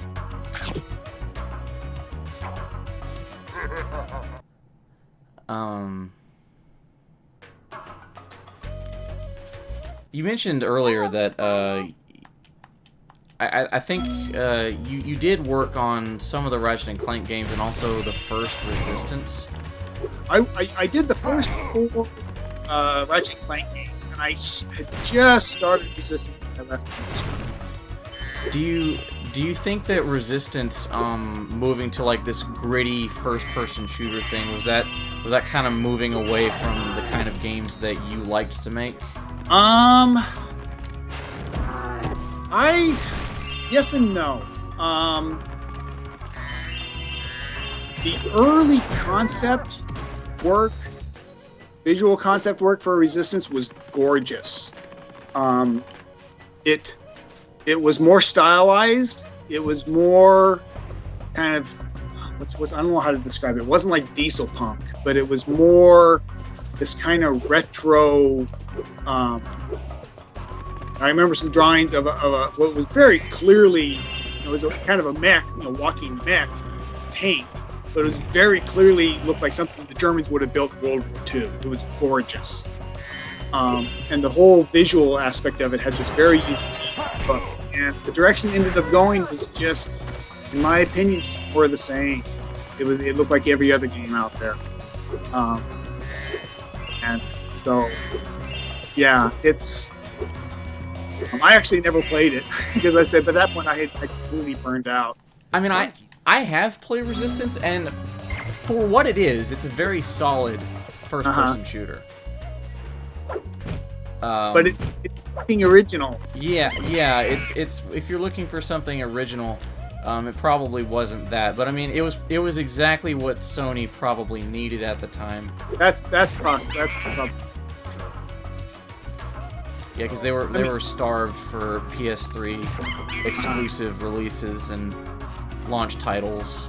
Yeah, I think it could have been a better game, even if you didn't change gameplay or story at all. Although some of the original stories I liked better than the rest, but just visually, it would have stood out more had they gone with some of the original concept. Well, at the very least, Resistance 3, the third game, is thought of extremely highly. That I know, because then I was long gone and wasn't paying any attention. So. Mm-hmm. Yeah, I only really played the first game though. Yeah, I'm not certain, but I'm pretty sure. The original game Ted pitched after Disruptor was an alien invasion game, and that's probably the first seed ideas that this That's just kind of yes. This is probably more of a design question, but recently there's been this talk because Astrobot came out, and Astrobot is this amazing 3D platformer that Sony has on the PS5. And despite being well marketed and well reviewed and well made, it did not sell well. And people are starting to think, well, maybe there's something fundamentally flawed about 3D platformers, that it's just a niche thing and it's just not going to be the powerhouse that it once was in the 90s. Do you think there's something about 3D platformers that keeps it from I don't know. being I mean, 'cause mainstream? Yeah, that's a good question, because there's just the industry is so spread out now, and there's just so many options, and there's just so much that it's like music now. There's just so and there's just so many people. Anybody can make music now and get it out there. Yeah. So you don't have record companies pushing 2 or 3 big bands. Yeah. You've got thousands of people pushing themselves, and thousands. So it's just saturation and TV shows. You've got so many channels and so many shows now that there's no way you can watch them all. Yeah. And I know for a fact that there's some great shows out there that I would love that I've never felt. My guess is that's part of the problem with games now. Is there's just so much, and companies don't want to put $10 million. Yeah. They may not work. That $10 million could face artists. Yeah, I would not be. That wouldn't want to be in that part. In fact, if I would go back and make games, it would have to be making something that I wanted to make because I wanted to play it, not because I was hoping it'd be a big hit, because you never know which games are going to take off. Mm-hmm.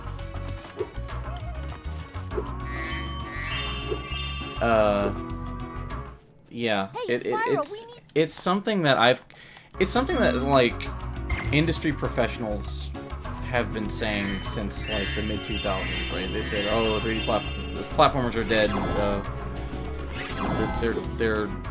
They're never gonna be big," and something I was kind of in denial of for a long time. But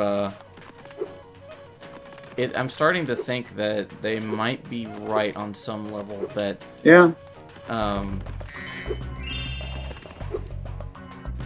Well, because it was interesting, because when 3D stuff first came out, it kind of killed any side-scrolling stuff. That's true. Which I remember, thinking, like, well, this is a mistake, because there's still a lot that can be done with side-scrolling. Side-scrolling is still a lot of fun, but no one would buy a side-scroller, or no one would pay the money to produce one, because 3D was the way it had gone. So I'm wondering if we're going through that same, different but same transition now, of kind of saturation of platform. I don't know. I say I haven't been following the industry, so my opinions are 30 years out of date. I think they tried to alter this boss in Reignited. Rob, I just looked at it and was like, yeah, that probably wouldn't. That probably wouldn't fly after 9/11. Oh, there's a man. Yeah, I can remember driving to work. The DJs on the radio that were usually joking around were not joking. We're very serious. What is going on? Yeah.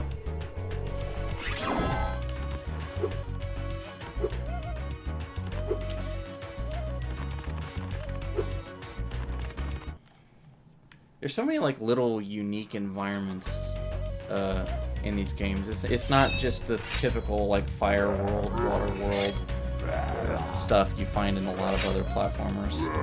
So yeah, I mean, yeah, because we kind of started that way on Spyro 1 and realized that let's not. No, let's see if we can get out of that rut. Yeah. Of the snow planet and the lava planet and the. Yeah, and that's kind of where Stuart Copeland's soundtrack is so brilliant, is that it never sounds like his music never sounds like a lava world. It never sounds like, or it doesn't sound like it doesn't sound like video game music. Yeah, it doesn't sound like video game. Yeah, that's a good way to put it. It always felt like it had more, for lack of a better word, depth. Yeah. Than, like you kind of had to like search through Stuart's brain to find where the meaning is, you know. Well, it's a good soundtrack. I mean, it's like a movie soundtrack where if you notice it while you're if you notice the soundtrack to a movie while you're watching the movie, the soundtrack is too much. You want it to be adding to it without you going, oh, that's a cool soundtrack. But then after the fact, you can go, wow, that's a beautiful soundtrack, and you can listen to it by itself. That's a lot of the times when I was doing my artwork, movie soundtracks is what I listened to, because there is so much emotion and storytelling. Yeah, I would like to. Very beneficial. I'm one of those people that likes to listen to the soundtracks and imagine stuff happening to them, like it's like a picturesque landscape. And you know, Stuart was actually interviewed back in the day for PlayStation Magazine. And he mentioned something that really stuck with me. He said that the most amazing moment, the most memorable moment as an artist is like, it's not when people recognize your work. It's not the fans. It's when you finally realized what works and you've cracked it and you've got it and everything flows properly and everything comes together and you've cracked it and you've got it. And he said that's it, and it's all downhill from there. I think I've had the same realization from time to time, but I haven't thought of it in that way. The way that hits me is I'll finish a piece of artwork, and actually this is usually when I'm done. It's not in the process, but it's actually when I'm done, and look at it and go, wow, who did that? Because it clearly wasn't me. And it's this realization that you've moved beyond. There's somewhere you cross this boundary, and the stars align, or and you have to like tell yourself you have to like argue with yourself, like there's no way I'm that talented, and there is no exactly. I guess I am that talented. Who did that? And so there's a couple levels. I will say there's Badlands. I look at that and go, wow, that's really that's really pretty. Who did that? It's no wonder they chose it as the title scroll. Yeah, and I've got a couple of paintings that I did, not gameplay. Oh, that's cool. That.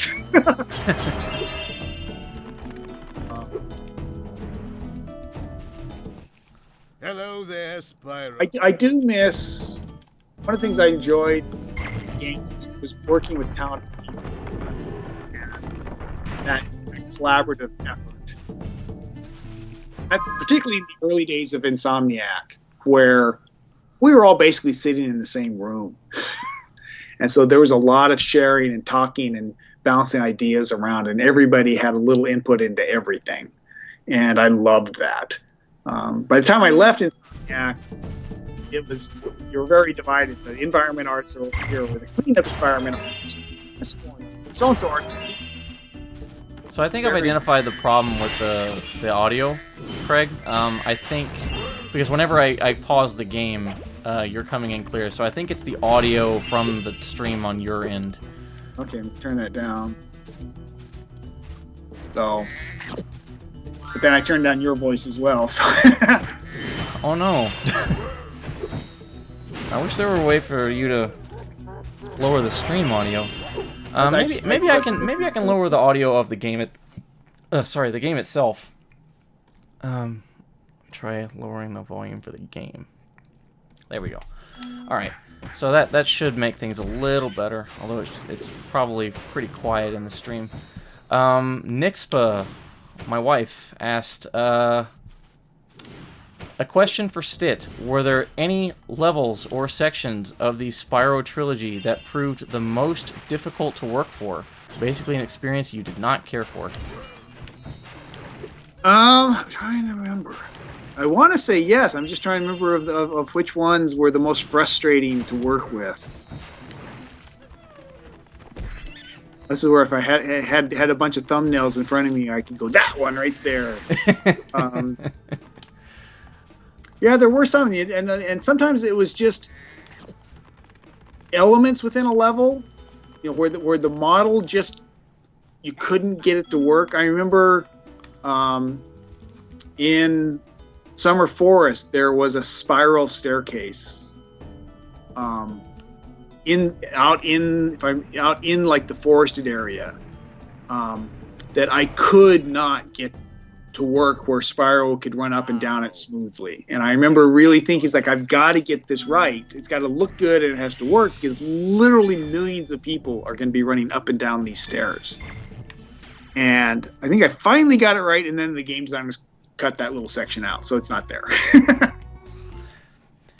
Yeah, there aren't a whole lot of ramps, and well, not ramps. Sorry, I meant like stairs, like the short staircases that Spyro could just run up. There aren't a whole lot of it in this game. It's usually these big ledges, like right here, that he can't walk up. He has to like jump up.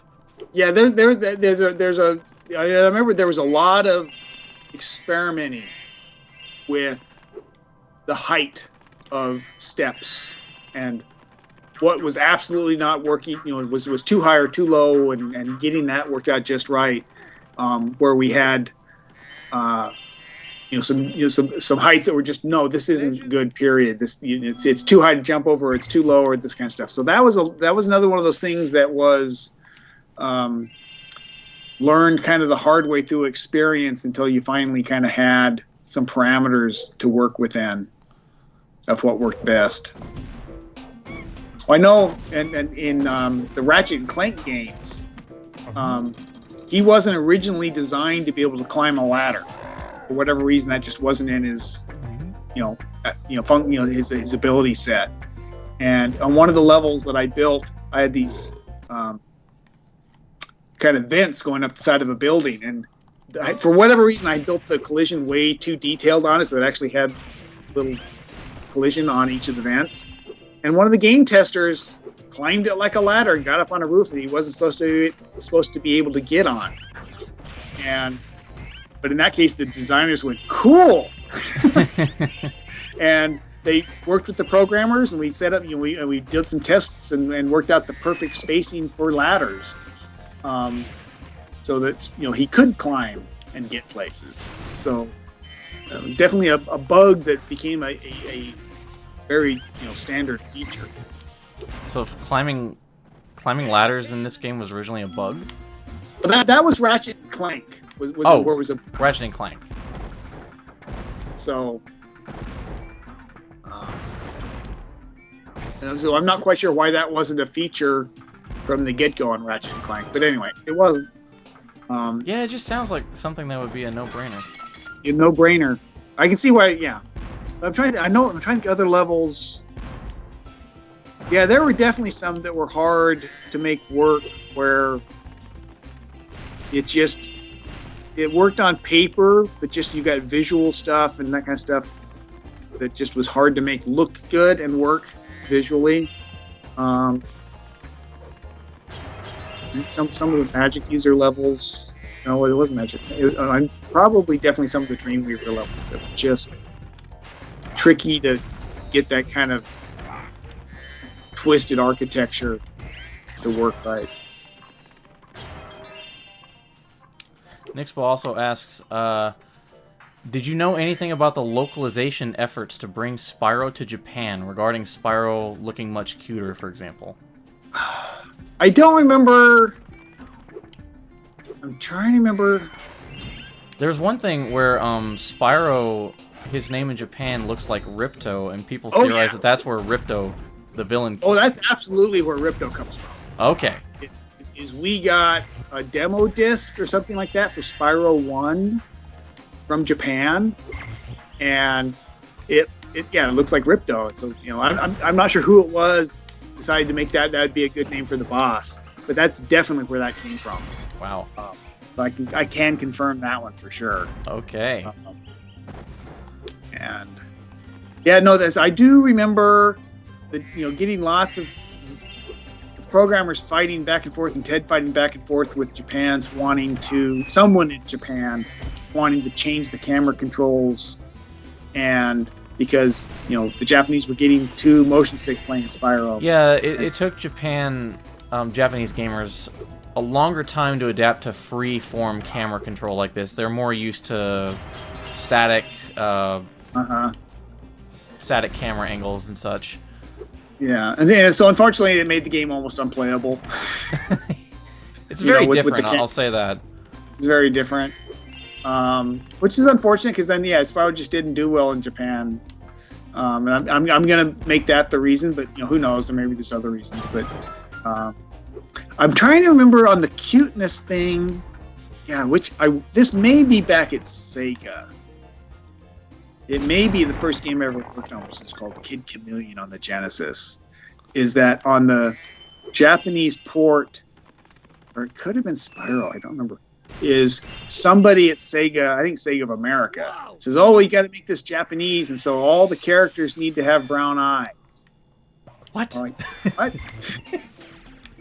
We had to go through and make all the signage in the game, turn it into Japanese, or kanji or whatever. Mm-hmm. And we're like, really? Because if you play the Japanese games, most of the signage is in English.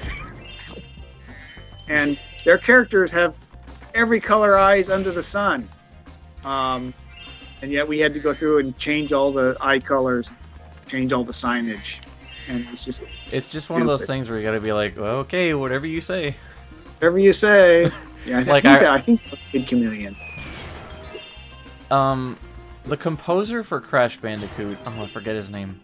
He did amazing work on that series as well, but he said that when they were bringing Crash Bandicoot to Japan, that his music needed to be changed because, quote, the Japanese publisher found it too nostalgic. And he was like, what does that mean? Well, yeah, okay. It's just one of those things. When sometimes you're dealing with people who are in marketing, or that have no experience making games, or no experience in the entertainment industry. I know the head of one of the people that we were always bumping heads with at marketing at Sega was a new hire, and she'd come from Colgate selling toothpaste.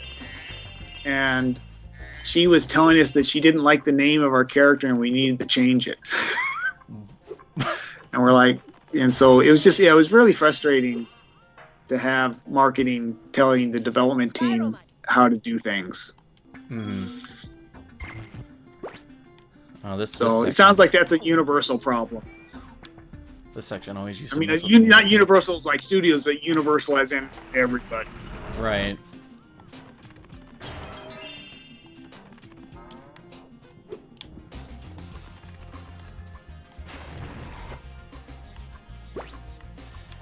This section always messed with me as a kid.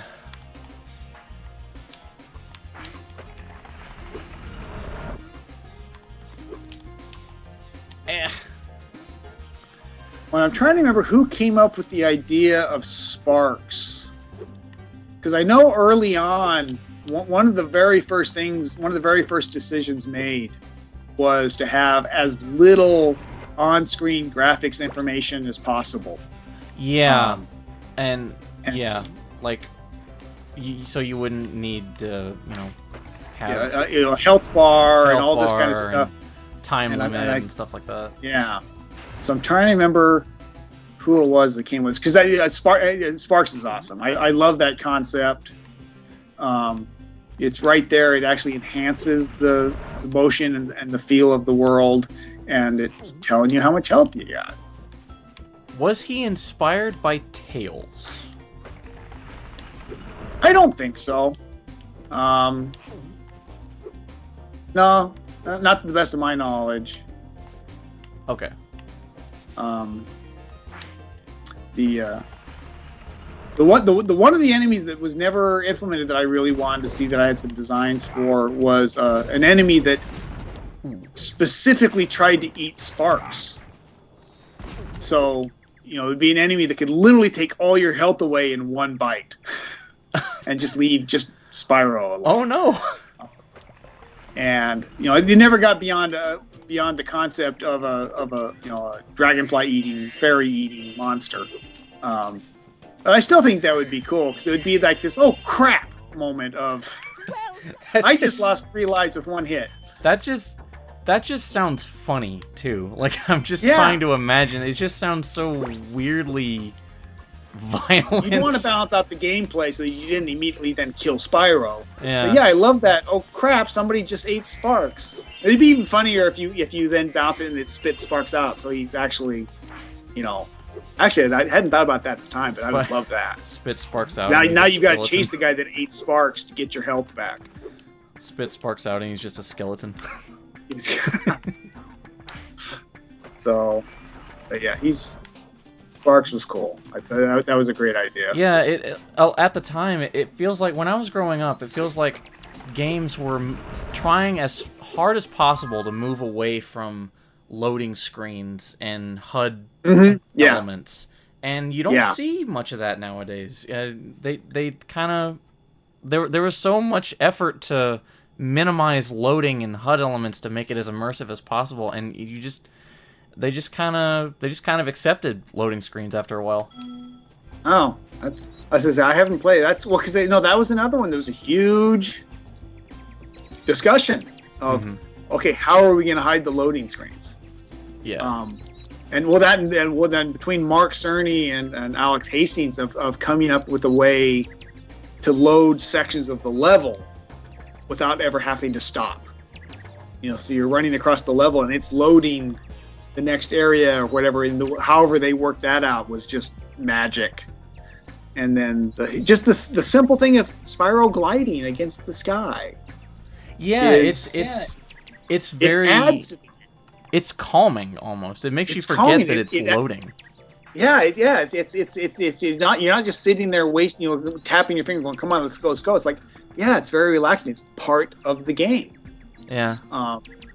And so, occasionally those requirements actually end up being good things. Well, limitations are really good for forcing you to work harder and come up with better ideas sometimes. This character was changed and reignited. To have a different voice actor.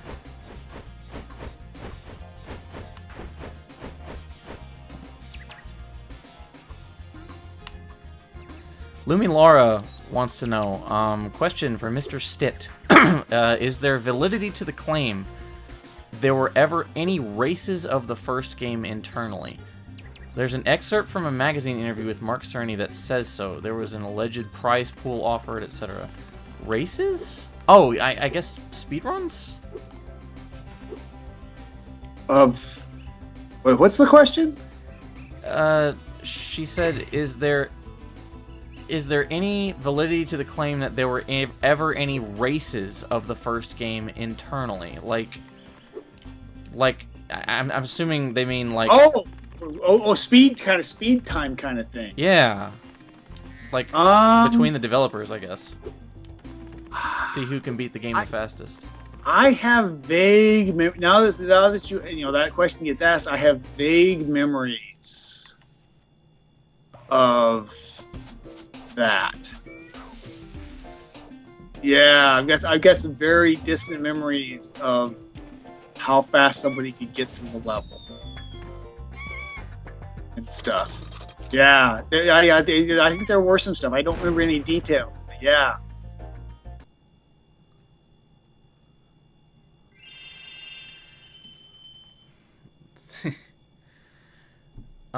Was there, when the Spyro games were finished, was there like an office celebration? Like what was there, or was there just like a general good job guys kind of thing? I'm trying to think. What was our No, we would usually throw a big party, or or Universal would throw a big party, or someone would throw a big party. I'm trying to think what it was for Spyro, because I can remember the one for Disruptor.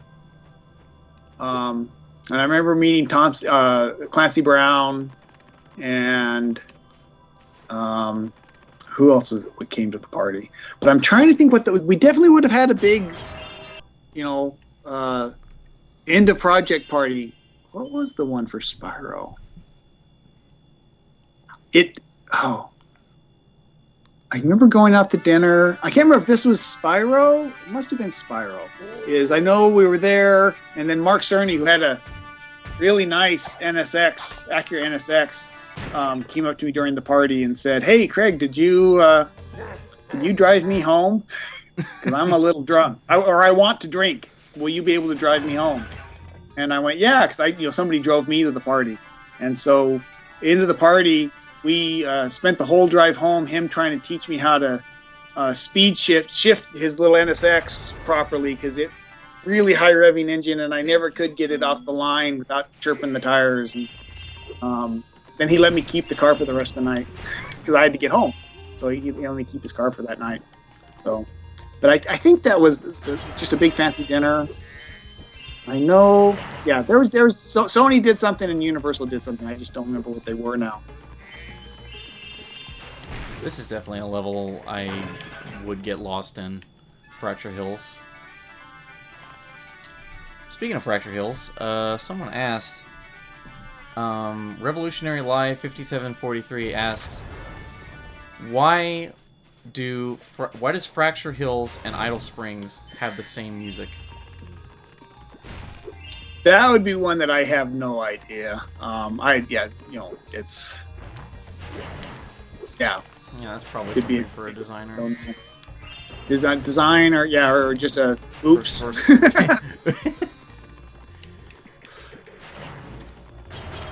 Well, when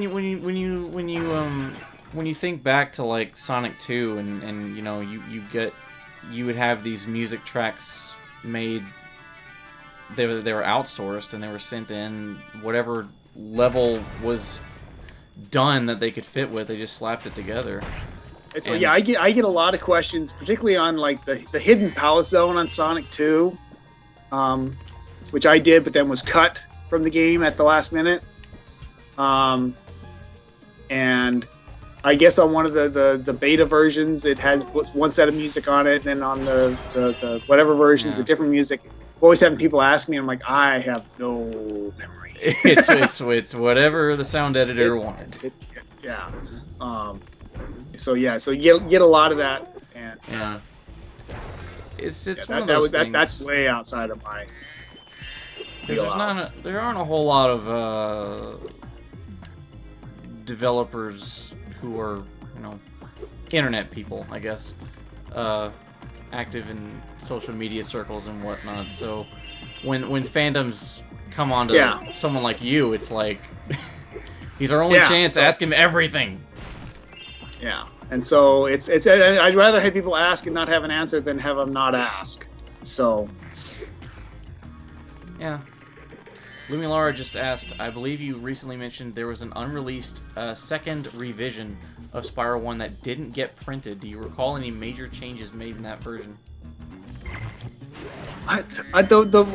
Maybe he might be referring to, and it's one of the things that I'm still trying to sort out in my mind. It has to do with Spyro's wings. Because if you look at Spyro's wings right now, they're bigger than they were in Spyro 1. Well, and it's where the what do you call them? It's the yellow parts in the wing, the bony part of the wing comes down. So there's the joint, the shoulder, the joint, and then it goes up to that tip there, and all those they're literally the fingers in a hand. So it's just a bat wing.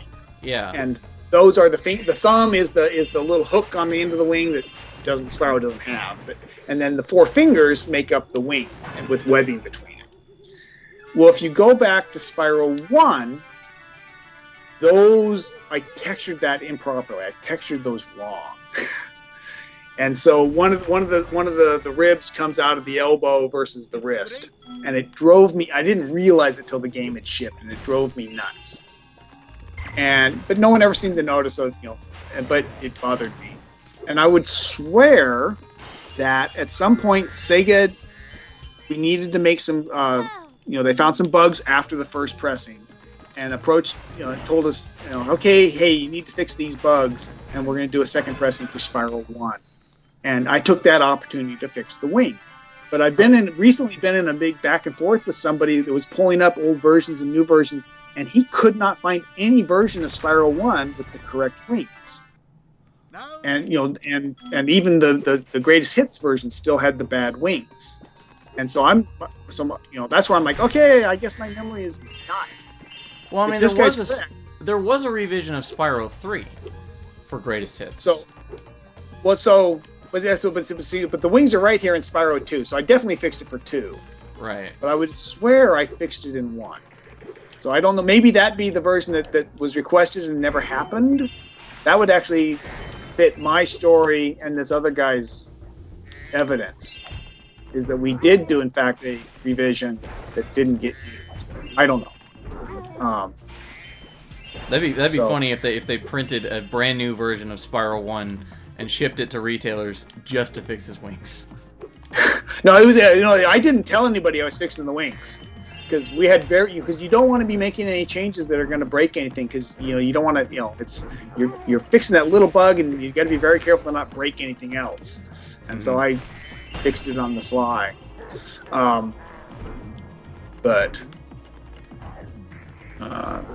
So I don't know. I do know that with Sonic 2 is they asked me for some reason, if I would go to Japan and be the hand courier for the chipset for Sonic 2. And because back then it was faster and more reliable to physically take a set of the chipset to Japan versus trying to electronically send it. Okay. It was slow and buggy, and it would crash, and it was just problematic to do that. So it was just faster and cheaper to put somebody on a plane. And I'm not quite sure why they asked me. I wasn't going to complain. Because literally the office manager came to me like on a Monday and says, hey, do you have a passport? And I went, no. She goes, well, you need to get one because you're going to Japan on Thursday. Oh, okay. Okay. Okay. But then, if I understand, what I heard after the fact was when I'm, about halfway across the Pacific, they found an A bug, a must-fix bug in the code. And so they did, in fact, end up electronically sending it. Maybe they just sent a patch to fix it, I don't know. But I got a free trip out of Japan for it. But that's, versions, and it's interesting as people, dig through and find old prototypes of all these games and try and kind of retroactively rebuild the history of reconstruct what happened. I remember I mentioned to you there was a prototype build of Spyro 3, or maybe it was 2. I think it was 3. That had, the dialogue for the game, I guess, hadn't been finished, and it had placeholder text. Oh, yes. And the placeholder text just had a bunch of raunchy stuff in it. Yeah. Well, Oliver Wade and a couple of our animators had a very could have a very body sense of humor. And so something I looking back at it, maybe there's a videotape of this somewhere, but I don't think so. This is very inappropriate. One of the animators did an animation of Spyro sitting up with his tail instead of behind him, sticking up between his legs, stroking his tail. Oh dear. Oh dear. Oh dear. Exactly. It's like, oh, that is really funny. Do not let anybody see that. It leaks online. You did what? So- you So did part what? of me hopes that still exists somewhere, and part of me really hopes it doesn't. I mean, now it could be funny, but if it came out at the time, it could have been. Oh. You know, that sounds like something Sony would have used in their marketing, because they were very into the edgy kind of marketing back then. Maybe not that edgy. Maybe not that edgy, but like. Well, no, they did. In fact, the Spyro's whole sheep campaign. Some of it was interesting. Yeah. But yeah, kind of out there, different. They're live action sheep, Spyro burning sheep stuff.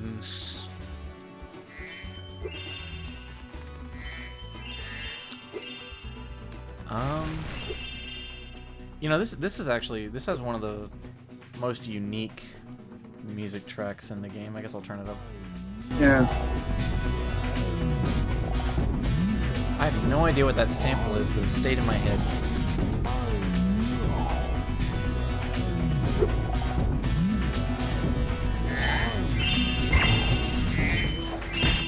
Did they ever release a soundtrack for Spyro? I don't think so. I think because even when they released Reignited Trilogy and they offered the original soundtrack as an option, it was all mono. It was all like directly ripped from the disc. So I don't think an actual soundtrack ever got released, and if the source files even exist anymore. I think that's a lost opportunity. It's so sad because the music in Reignited just sounds so different, and unlike with the visuals, I don't think they did the best job with that, because it's really hard to replicate Copeland's work and do it justice, I think. Well, and that's something I just don't understand why you wouldn't just, unless the quality just wasn't there of the original stuff, but I have a hard time, because that was, one of the things Spyro was known for was just its overall look, the softer palettes and whatnot, but specifically the music. That was just, it's one of the things that set it apart, and to not replicate that. Yeah, it feels like there must have been like some kind of person on the sound team who at least had a copy of the original files. Or that Copeland wouldn't. Yeah, well, I'm sure he did, but so it's I'm curious what kind of, if there were any politics or personal, because I have found that sometimes people just feel the need to change things because it gives their job validity.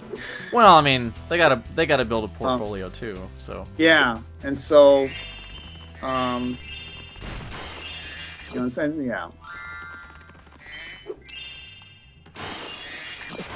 getting a lot of extra lives here. Well, and once again, I don't know if it's probably one of the designers. The whole thing of flaming the fodder so that Sparks could eat and get your health back is just beautiful. I love it. Yeah, it's and I think a lot of that has to do with the sound effects, and because like Copeland's music is great, but I think the overall sound design of Spyro and the sound effects and how everything is mixed really adds to the feel of the game, and it feels very timeless. And that's something that Reignited got right. Reignited has great sound design as well. That's something I'm very passionate about. I think if I ever went to work on games, I would want to be in the sound design department. And that's one of those things that is so easily overlooked, or people don't realize how important it is. Yeah, it's not something most people ever notice. You only notice it when it's bad. Exactly. No, Masahiro Sakurai came out and said recently, no masterpiece has bad sound design.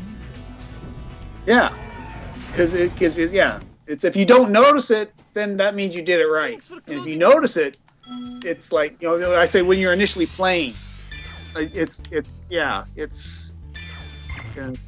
hard to do right, And so it's an underlooked, very, very critical thing. Well, same thing in movie. The whole soundtrack and Foley work and all that kind of stuff Yeah.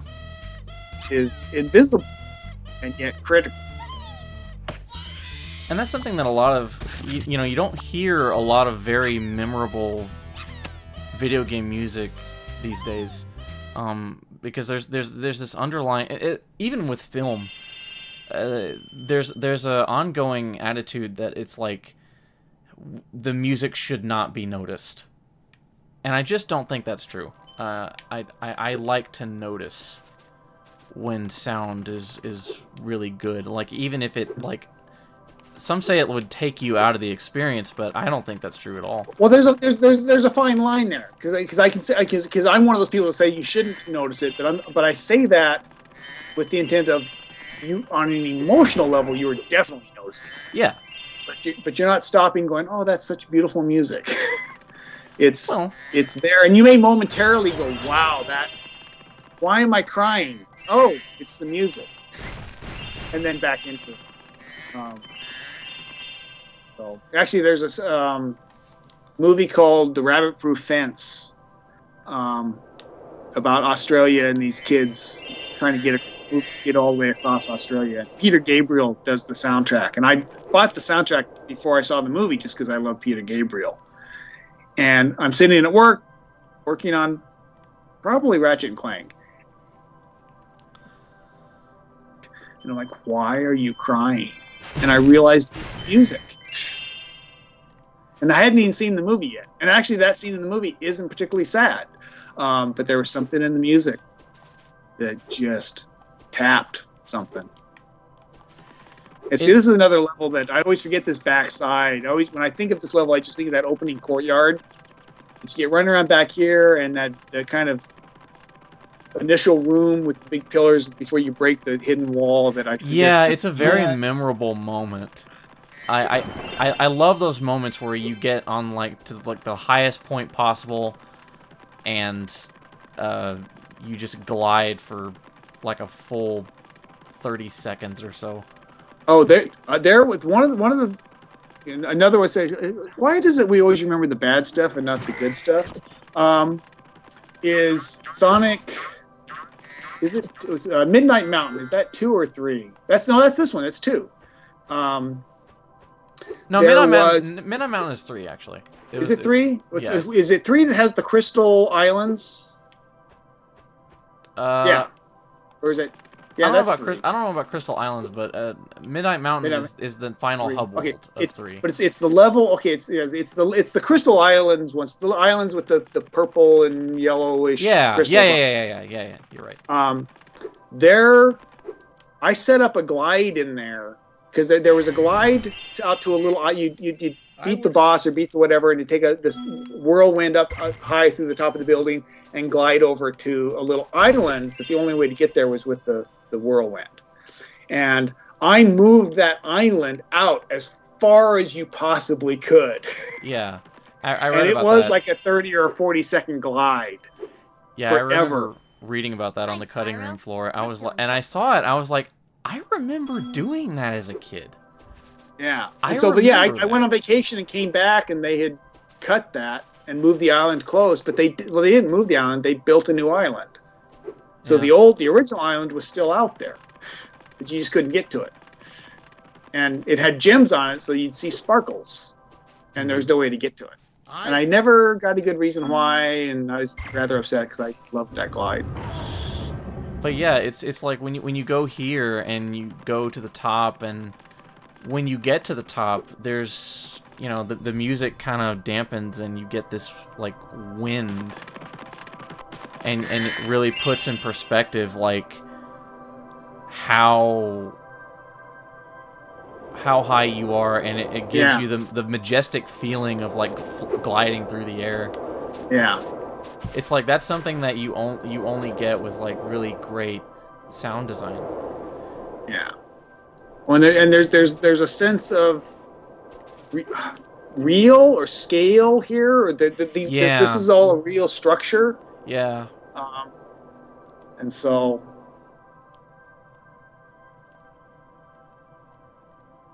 It's a kind of vibe that you just wouldn't expect from a game for children, I guess. Yeah. There's just it's I mean I'm stroking my own ego here, but there's so much, there's polished to so many different levels in Spyro that just go above and beyond and make it something unique. But it's a wonderful game.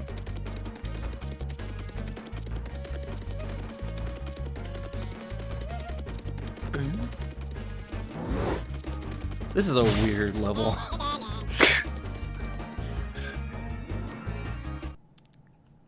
I don't know where the idea of hippos Spyro. eating berries and turning giant came from.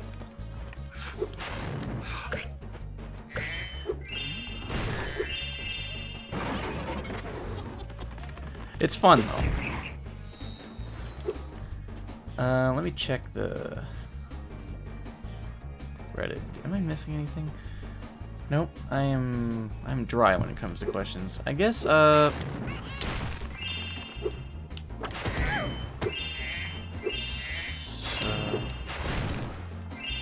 what are some of the lessons you took from the Spyro series?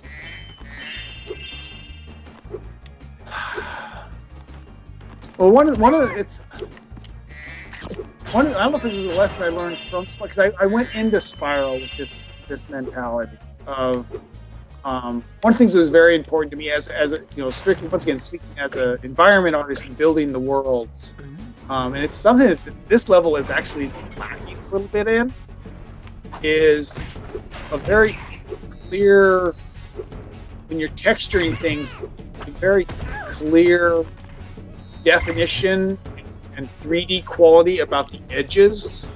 Mm-hmm. So, like, if you look at the edges here, some of them have it, some of them don't. Where, like, the top platform we stand on now is dark gray, and the edge is light color. There should be a curve that wraps around that edge. There should be, if you cut a log in half, the outside is going to be bark, inside is going to be a circular wood grain. But a lot of times, people, when they're texturing stuff, will just texture it all the same. Mm-hmm. And the end of the board is using the same texture as the top of the board, and that kind of drives me nuts, because I want that reality. So that's the levels, to the best of my ability. I always did that in my levels. The other levels in the game, or any game I admire artists, have that feel quality where the edges of items correct for what the top is. There's it's, I'm not sure if I'm explaining it correctly. But so often you've got just a different texture, different texture on the side and a different texture on top, and there's nothing connecting to it. Mm-hmm. And it's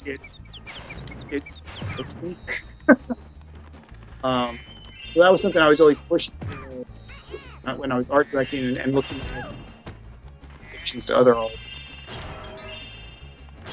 artists. And sometimes it works. Sometimes that's happening here. Or same thing. Or like here, there's the little, what I call a kickboard around the bottom of that wall where it hits the sand. Mm-hmm. To define that. Although if I was doing it, I can't tell if this has. No, it doesn't. Is I would have a little sand at the bottom of that texture, so that there's a smooth transition between. It's not this abrupt hard line. There's a smooth transition, and one of those little. And then, like in the 2D scrollers, like Sonic, same kind of thing. There is everything's wallpaper. Textures are repeated and have because you get limited memory.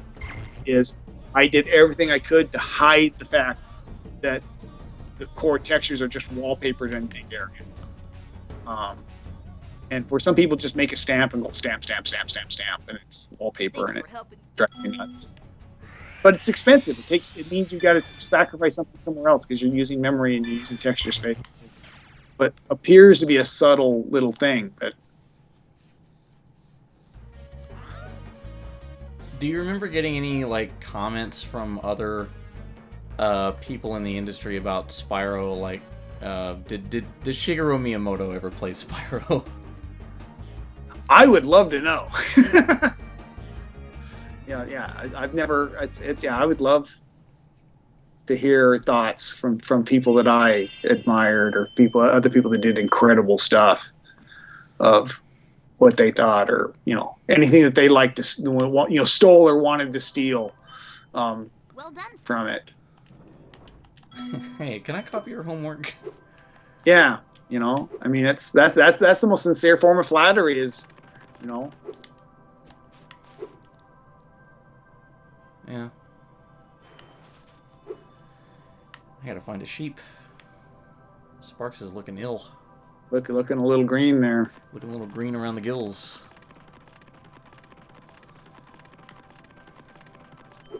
Autumn Plains it's got a lot of levels compared to the other two worlds. Yeah, when that's one where I said initially, when I hadn't played or even looked at the game in a long time, when I thought Autumn Plains, all I thought of was this main courtyard here and that opening view. And I went, yeah, that's nice, it's pretty, but it's just But then either watch somebody. I think I was just watching somebody play through the game and went, oh yeah, there's all these little nooks and crannies and ledges and views out of windows off into the sky and rooftops and wow, I'd forgotten this level. This is cool.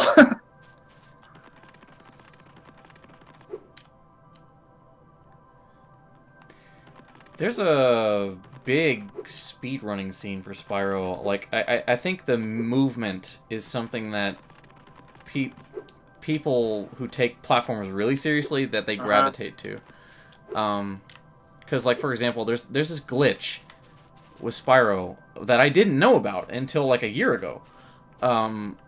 Where apparently, if you jump and then try to charge at the top of your jump, you do, like, this extra jump. I know. It's like... I was watching... It's like, lets you get to places, like, that you couldn't get to otherwise. Yeah, I think that may be the one where I was watching this guy saying how far... He played the game. It's like, how far can you get without gliding? I love those videos. I love those kinds of videos. And it was, but it was using a trick like that allowed him to get to places that normal people would not be able to get to. Yeah. But yeah, no, it's that's watching those too is that you realize they're using occasionally bugs to cut corners and get through, and you're realizing, wow, we missed that. That's a pretty major bug that we missed. It makes a it kind of leads into this question of whether you should remove bugs like that, whether it makes the game more fun or not. Yeah, I mean, it's just, I guess the really important thing is, if someone can, well, depends, but yeah, if it's not stopping the normal player, if it doesn't cause a crash that stops the normal player from continuing, then it's mostly okay. But because I remember this interview that Nintendo were doing when they were releasing the 3DS version of Zelda Ocarina of Time. They got requests because, like, there were a bunch of glitches with the original game that were really popular, but this new version of the game was, like, built from the ground up. So the developers were asked to put some of those glitches back in. And they were like, why would you want to do that? They're glitches. It's very... But they're fun glitches. Yeah, exactly. I can see that. I can see that. It's one of those things where it's like you don't really... There's kind of a... Sometimes there's just that kind of a disconnect between what makes sense to the developer and what makes sense to the player. Yeah. Although I can remember, this is back Kid Humane, so the first game I did on Genesis is Steve Voida, one of the programmers, put in a cheat code that would just jump to the credits, because he just, so you could show friends, hey, there's my name. And the designers ended up adding one more level in the game and the way so it changed the string of numbers. So instead of his cheat code dropping you from wherever you were in the game, so basically the opening screen of the game to the beginning of the end credits, it took you level. Took you to the final boss. Wow. And so, yeah, that was not good. But it's a tricky thing. It's This game has a few cheats, if I remember right. I think there's cheats where you can make Spyro turn different colors. I think so. I say it's been too long. I know a bug. Go ahead. Sorry. I remember you once said that Spyro was originally going to be green. Yeah. And there's a cheat code that turns him green, if I remember right. And I wonder if that's the original green Spyro. I don't know. It's unfortunately the videotape I have of all the different Spyros colors that I was testing on. The original green got taped over, so the first color or two test colors got wiped over with some kind of animation test, which I've always kicked myself because I would love to see what the original one, because I think he was green with kind of turquoisey wings. I think different color wings, and so I'd love to see what his original colors were. But yeah, no, he was green.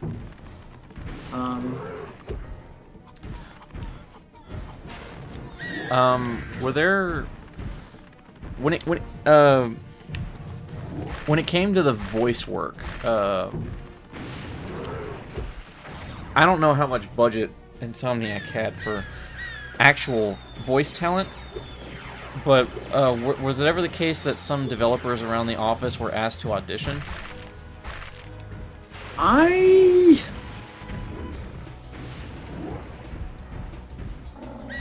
have this vague little memory in the back of my head of somebody going in and doing something, going in and recording something. Like I don't remember any detail, so there may be something to that.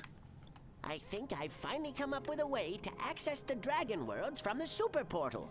This power crystal should give us the extra boost that we need. Just a few more calculations to set it up.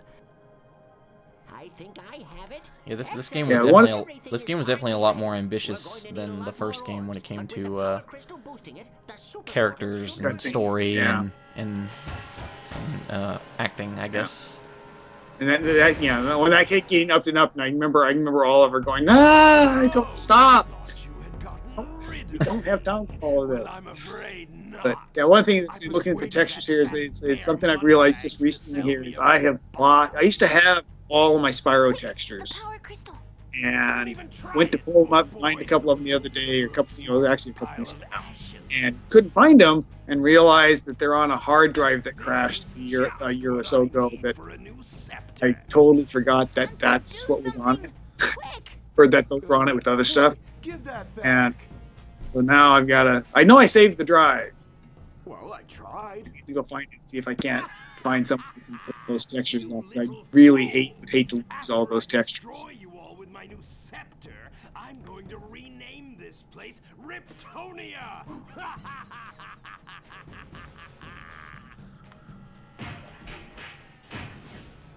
It's always nice to see Moneybags get beat up.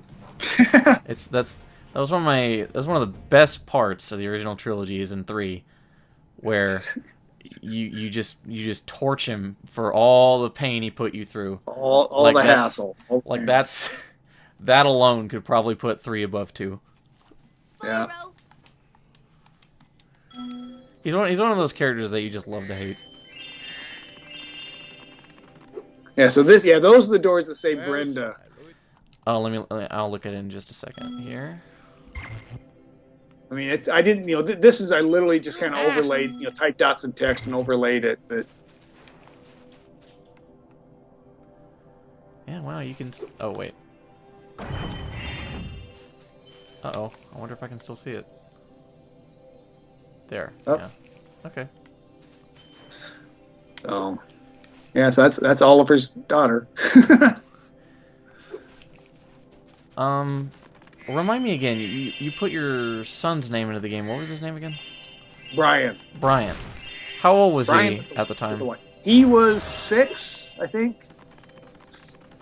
Was he 6? Wait, so this would have been 98. Yeah, 6 or 7. 6 or 7. Has he ever played Spyro? Oh yeah, yeah.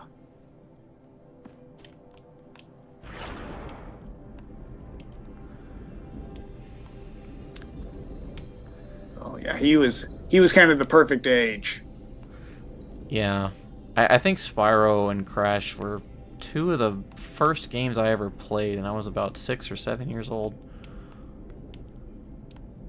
Oh, which way am I say going? when you know it's we really hit the sweet spot with Spyro, because I also for Spyro I also answered all the fan mail, and at that point it was some of it was electronic, some of it was actual snail mail paper envelopes, and I got countless letters that were from a mom or a dad saying, thank you very much. The whole family plays this game together, and or a mom going, hey, my son, Joey is stuck on level such and such. Do you have any hints? And then at the bottom of the letter, the mom would write, oh, and by the way, I'm stuck on level such and such. Can you help me? And then, they say, because you've got kids, mom, come watch me play, or dad, come play with me. And, the adults like, no, I don't want to, or it's boring watching somebody else play a game. But Spyro was fun to watch, because he's just a cute little dragon running around. And it was easy, on a basic level, it was easy enough to play that mom could pick up the controller and play, or grandma. Yeah.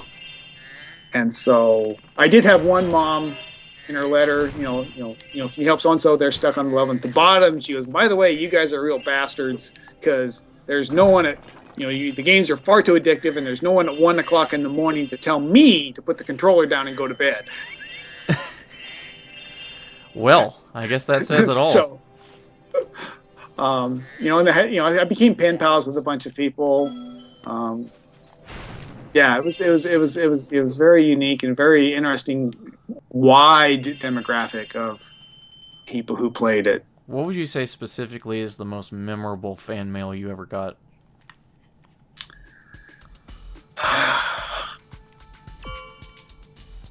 Probably that one I just mentioned of you guys are real bastards, or whatever she said. Had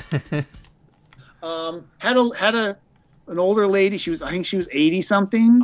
Was bedridden in Alaska, and one of the few things that she enjoyed doing and that she could do, was play Spyro. Well, here's this 80-plus-year-old woman in bedridden in Alaska that would sit around and play Spyro all day. It's just. It's gonna be me in 50 years. I just know it. Yeah, no, I'm curious. Yeah, when you're making this, you want to make a hit, and you want to make a great game. You want it to be, the top seller and all that kind of stuff, but you're not really thinking in 20, 30 years we're going to be talking about it's still going to be around, and we're going to be talking about it. Even with something like Sonic. Yeah. I remember how exciting it was wow, I get to work on Sonic 2. Whoa, cool. But not at all comprehending how long that was going to last. Oh, man. And how long it's going to be a thing. Yeah, I very fortunate, because if I look at the games I've worked on, let me see. So Sonic, it's got a TV series and 3 movies. Yeah. Spyro has a TV series if you count Skylanders. I don't. Ratchet and Clank got a movie. And another game I worked on called Comic Zone. The rights for it were just recently sold to be made into a movie. Now, whether or not that ever happens, I don't know. But, I'm very curious to see what comes of that. Are you familiar with Comic Zone? I played a little bit of it. It came on the Sonic Mega Collection, which is like this collection Okay. of Sonic games on like the GameCube and PS2. And I didn't get very far because that game is very hard. Stupid hard. It's Very, the only very hard game. It's the only game I've worked on that I never finished. I Yes, couldn't beat. I think I only made it to like whatever the second or third level was, where I just couldn't beat it. That's probably about as far as I made it. Our building. Yeah. So yeah, I'm curious. I mean, because But it's just a it great could be a really concept. cool movie, but it's a movie that's already been made a couple of times. Yeah, I guess. You know, the base concept where a guy gets pulled into the comic book. Yeah. It's, you know, Cool World. I mean, it's not an action game, but Cool World is the illustrator gets pulled into his drawing. And of course, there's plenty of movies where it's the opposite, where someone from a Yeah. cartoon or a comic book gets pulled into the real world.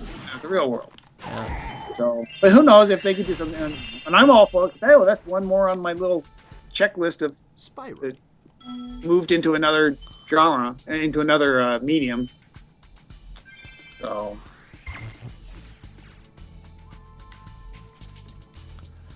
I keep looking at usually it's right here during these little transition phases where he's getting some kind of goodie, and the camera pans around and you get a really good look at Spyro, and he's just a nicely designed character. Let me turn it to passive mode. Yeah, it's a very appealing character design. He's just really He looks oddly cute. angry though. Yeah, he does get, yeah, he's got a little attitude there. In Spyro 3, I think they lightened his expression up a bit. Soften it up a little bit. Well, it's interesting because if you look once again, going back to Reignited, I love their model. But once again, yeah, he's pink. But also they overly simplified his colors. His horns, chest, wings, or the struts on his wings are all the same yellow.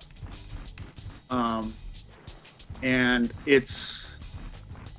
there's no differentiation between his crest and his horns and his chest. And I can kind of see why they did that, but it's not obviously not the decision I would have made. Well, you know what bothers me about the Reignited Spyro character is that in the PS1 games, when Spyro would glide, he kind of has his little feet out, and he's like stretched out like that, and and it just looks really cute. I just like the way he's posed when he does that. And in Reignited, they made it to where it's more realistic, where he has like his limbs like kind of dangling beneath him as he's gliding. Oh.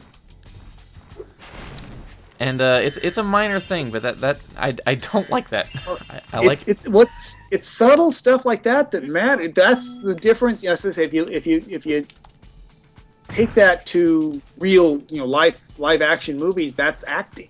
That's the subtle difference between a good actor and a bad actor, or those subtle changes affect the mood and the personality of whatever the character the person's acting is, or it's and these subtle decisions by an animator of what twitches and what hangs and what reacts is important.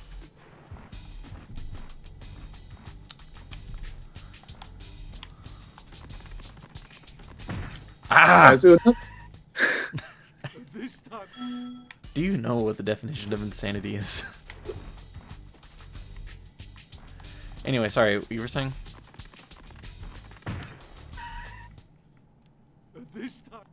You there? Craig? Oh no, I think we lost Craig. This time I better not catch you sneaking behind me.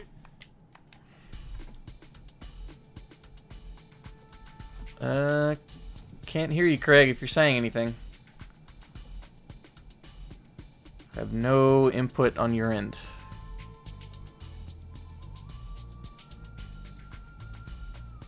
There's like nothing.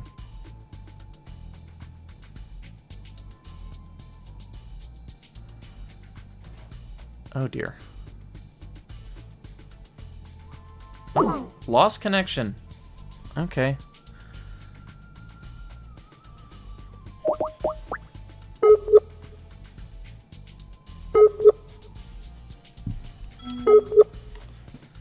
Well, we've almost kind of run out of things to talk about anyway. I think I need to get rid of that. I need to destroy this thing before I can move on. 'Cause I cannot follow that guy.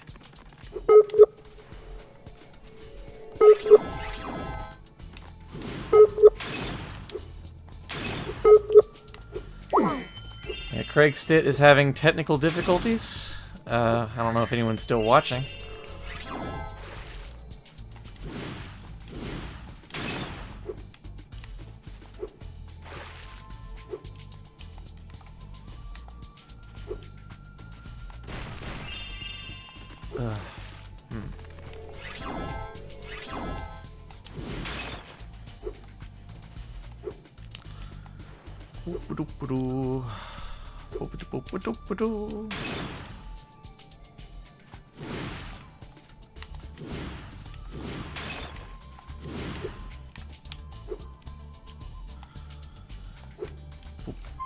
Oh, someone messaged me.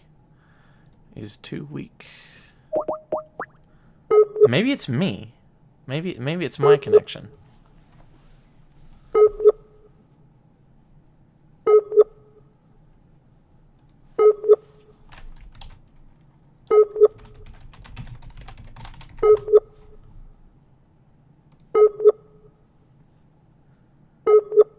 I don't know if I'm still streaming or not, but I seem to be losing connection. So anyway, hello, Greg?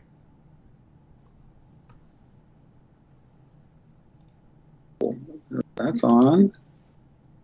Ah, I can hear you now. Can you hear me? Yeah, I think that was on my end. I think my connection cut out for just a bit. Let me check and see if I'm still streaming.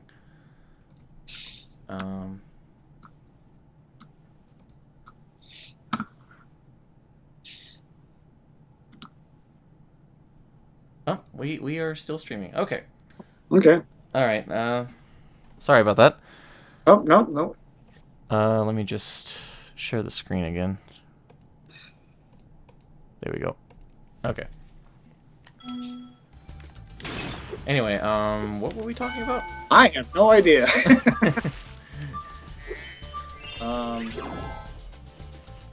Let's see. Yeah, what were we talking about? Eh. We were talking about fan mail. Oh, I think we were talking about Reignited and all the changes it made. Oh, and so yeah, Spyro textures, feet, yeah, subtle animation changes.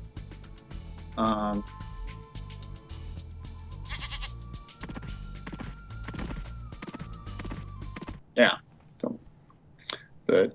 It's I'm stoked that they did Reignited, and they did a good job. Yeah. And that I'm just glad that it happened and it wasn't a bad job. I hope that the rumors of a Spyro 4 are true. Yes. I would love to see a Spyro 4. Yeah, I would love to see that as well. Yeah. I would love to. I said because I heard rumors about they were going to do it, years ago, and then didn't hear anything, and then all of a sudden a friend sent me a teaser trailer, and at the time I remember being a little, my ego took a little bruise and I got a little upset. It's like, hey, no one even contacted me, because once again it comes back to that whole Spyro is more than just a game to me, Yeah. and and yeah, I'm not in the industry anymore, but I was, was a little upset that no one had even contacted me about it, or come, ask any questions for the remastering, even though they did talk to Insomniac. Yeah, that. Which is funny because I don't think very many people Insomniac, even the current Insomniac, I mean, I don't know how many people are still there that worked on Spyro. I think the core people. I think the Hastings brothers and Ted are still there. And so, but yeah, and how many people are still on it? Yeah. I don't know if John Federito's still there. Because I remember they were answering fan mail asking about them making a new Spyro game, and they're like, oh, well, we would love to make a new Spyro game if we were asked to, but I mean, most of the people who worked on it don't work there anymore. Yeah. But that's just like my ego was calmed down dramatically once the game actually shipped, because Toys for Bob sent me a very nice plaque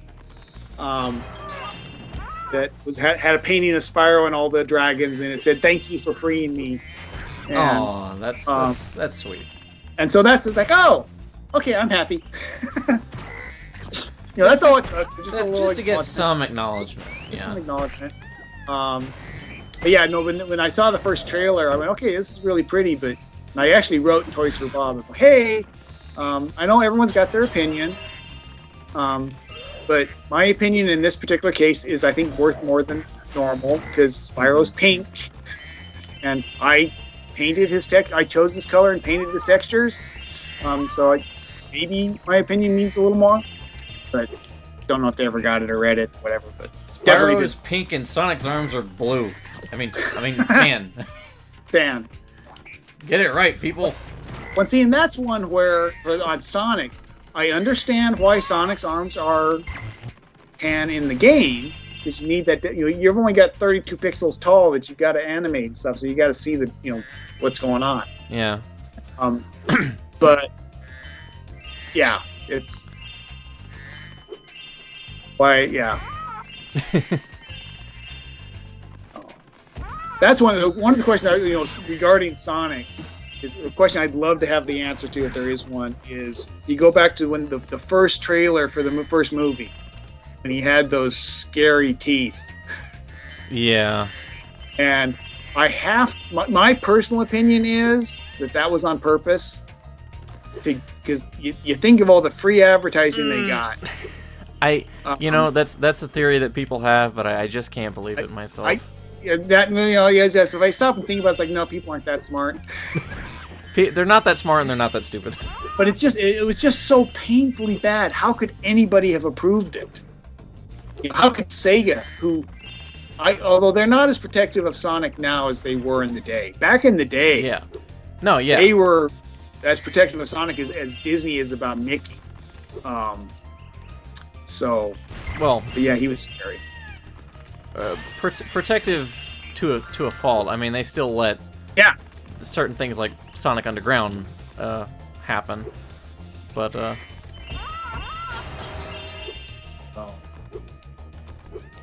I know one of the hard things for me, just kind of on the emotional level, is when because during the during that time period, the early '90s, it was Sega versus Nintendo and Mario versus Sonic.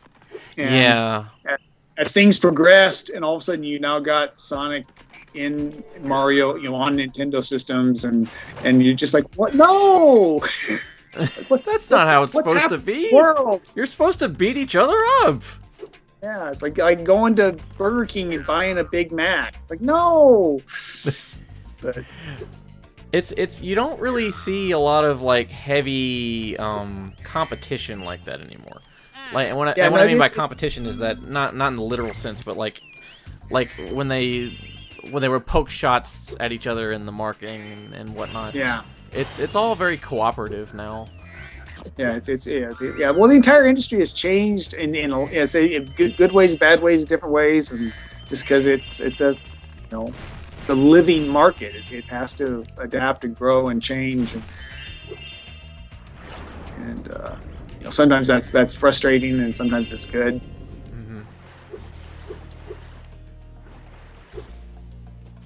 So you once told me that when you were making games back then, the graphics were intended to be seen on the crappiest TV possible.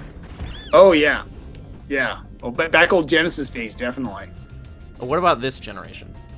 I mean, because HD TVs didn't really exist yet. Yeah, no, it was still an issue. Mostly about color choice.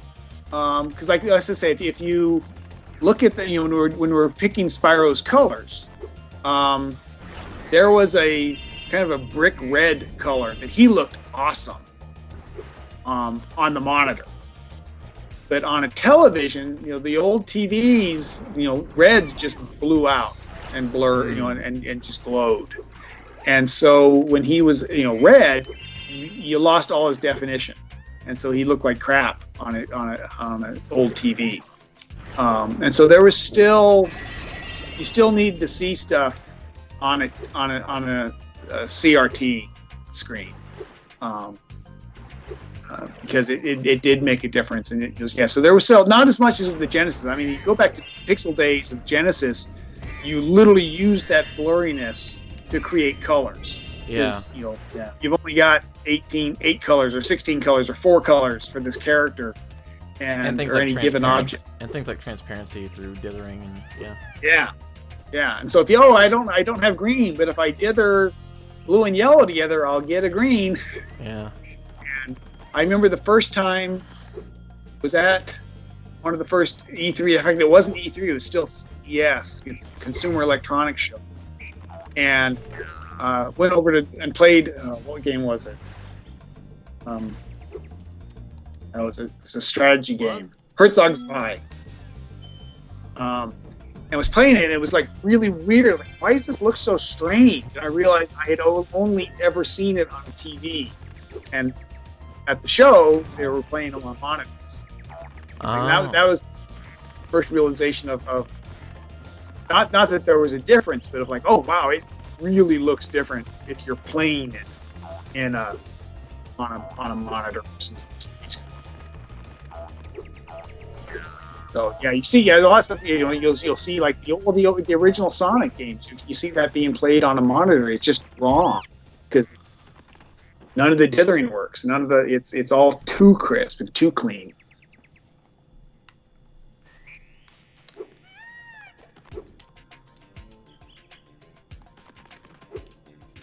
I really hope I can get enough orbs to at least beat Ripto before you have to leave. But if you need to leave early, then that's okay. I don't have any particular plans. Other than I need to do laundry, and that's just fine. Same.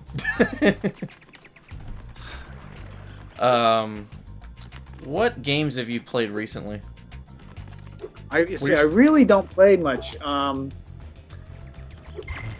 tell you what. What are some of your favorite games that you haven't worked on? That I haven't worked on. Go back old school. The games I grew up on were like Asteroids. And that sounds about right. Galaga and Defender, and I never played much Pac-Man. It was just not my thing for some reason. But then the old Genesis games, Golden Axe. In fact, I was just listening to the music from talking about music in games. Was just listening to the music in that, and it's not one of these games where the fans of the game love the music, and I was listening to it just like literally yesterday or the day before, and it was great, but it was video game music. It's not something I'm just going to put on and listen to. It was fun to listen to because it was nostalgic of playing the game, not because the music itself was beautiful or whatever. And then let's see, PlayStation. What was some of the stuff I played on PlayStation? The original Tomb Raider. I remember when Disruptor came out. It came out at the same time as Tomb Raider, and Disruptor didn't do particularly well. It didn't do well at all. I mean, it got great reviews, but it didn't sell for a couple of different reasons. One, Universal failed to advertise it. Because I remember when it came out, I went into a game store and said, "Hey, do you have Disruptor?" And the guy at the store went, "What?" And I go, "It's on."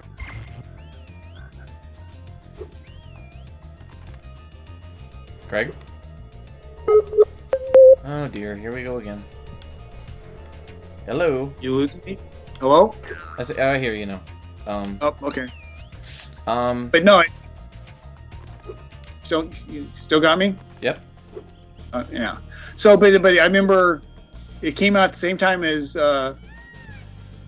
Tomb Raider, and then the port of Dark Empire Star Wars, which was a great computer game, pretty bad on the PS1, and then the Doom port, which was an awesome game, but sucked. It was almost unplayable on the PS1. But that was our competition: was Doom, Star Wars, and Lara Croft. So I remember if Disruptor. Sorry, go on. Go ahead. But yeah, even if Disruptor had gotten the marketing, I don't think it would have made any difference. There was a reference to Lara Croft in Spyro 3, wasn't there? I want to say yes. Because there's a level where there's this, I don't know if she's like a raccoon or what, but she comes out and she's all decked out, and her name is I want to say she looks exactly, she wears the exact same clothes as Lara Croft. Yeah, I can't remember. Yeah, it's been, yes. I want to say you're right. What's one of the running Easter eggs, in all the early Insomniac games, was Dan Johnson, one of the animators. His face was hidden in pretty much every one of the early games. Really? Somebody had gotten hold of his driver's license and scanned it in, and he kind of became the de facto mascot of Insomniac. So we had there were Danisms. There was these funny little sayings. There were these internal jokes that were called Danisms. We had certain tools. I remember there was the Dan button, because there was something Dan always wanted. We always wanted, and the programmers finally did it, and it was just called the Dan button. That's funny. But his face at I can't remember which level it is, but in Spyro, you're collecting coins. I think is it Spyro 1? You're collecting gold coins, and if you zoom in, it's Dan's face on the coin. I'm trying to think of when Spyro collects coins. Is that 2? I know there's one in a fountain. Oh, I think that was in the level I just was in, where you have to. There's this big trading sequence, and it ends with a gold coin that you spit into a fountain. It could be that.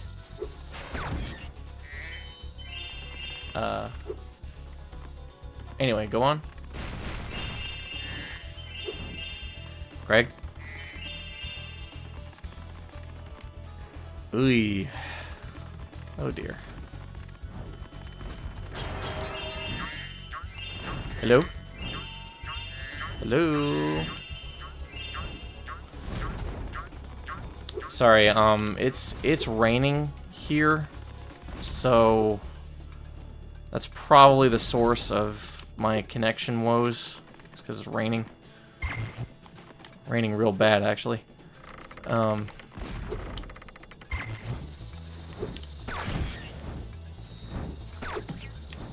Spyro 2.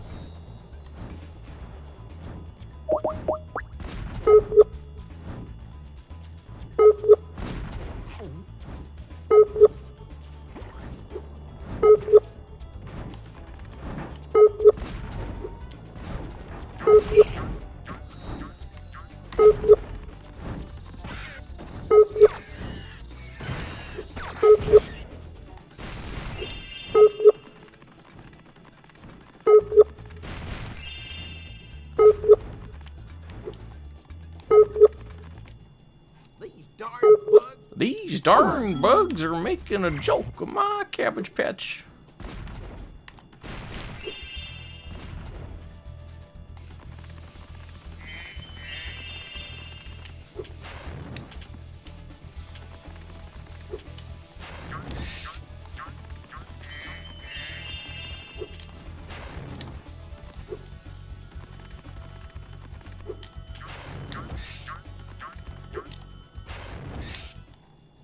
fields are safe from those flying vermin, Spyro.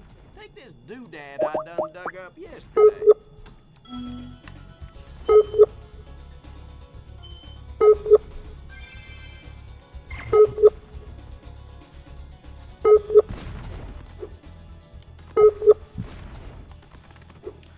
Eventually, we're gonna get a connection.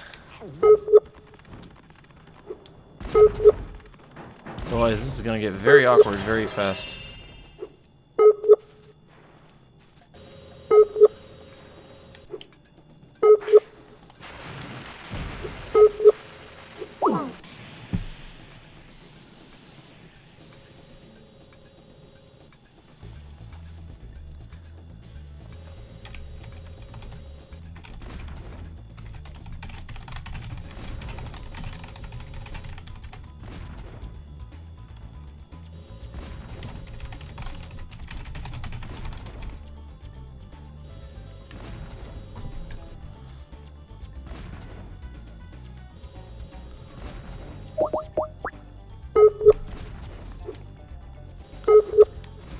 Ugh.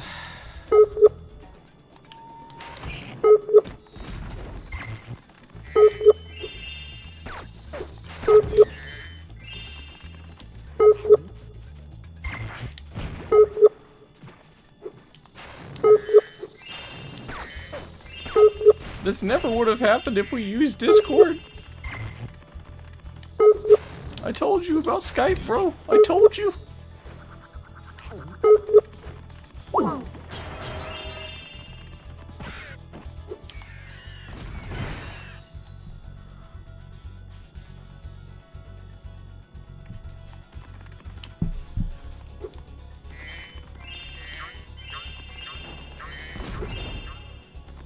Well, might as well turn the game up if he's not coming back.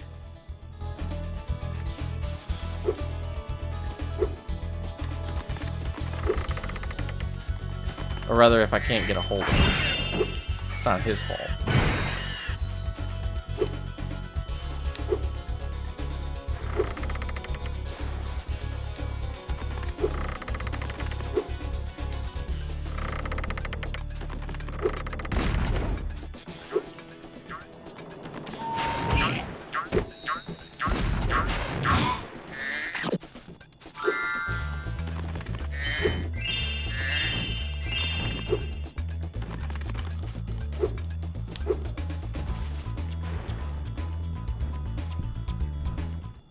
Way to go, Spyro!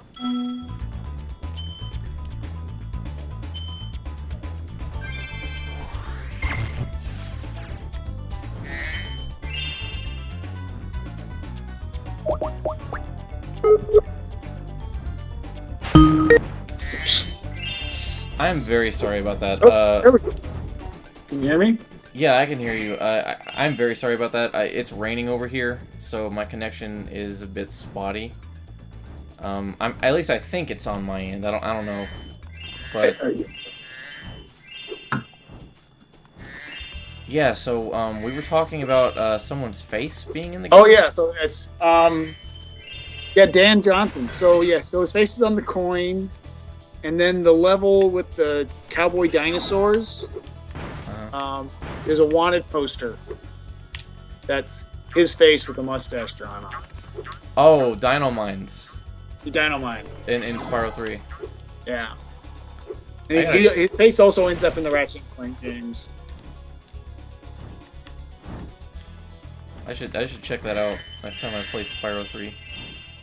I say if you can share your screen. Am I not screaming? I thought I was sharing my screen. Hang on. Not at the moment. Hang on, just a second. There. No. No? Hmm.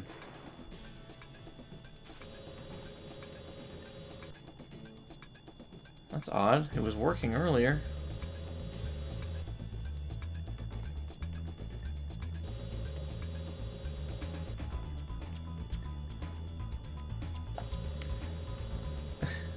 The curse of Skype.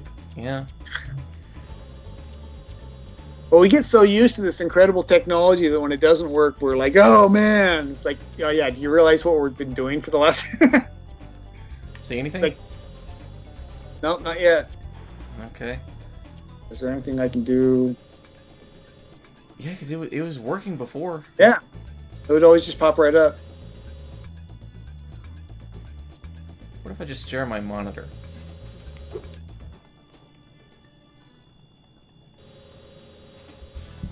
Nothing. Something. Oh, see, it says connection's a bit spotty. Yeah. Okay. Doesn't Well, have the bandwidth. I'll tell you what. There's a. If you want to follow along, I can send you a link to the stream itself. If you want to watch it on YouTube. Is there going to be a weird time delay or?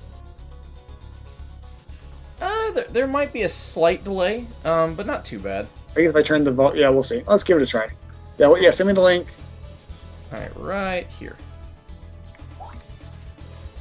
And in the meantime, I'll see about getting this back up. Anyway, yeah, that kind of reminded me of what the Mortal Kombat guys would I can do. see the YouTube thing. I have no idea how much of a delay there is between what I'm seeing and what I'm saying. Yeah, that kind of reminded me.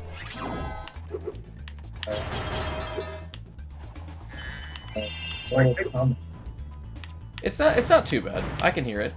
Yeah, how much delay there is between what I'm seeing and what I'm saying. Okay, let's see. I'm gonna turn my sound off here on the YouTube. A fine piece of steering, that.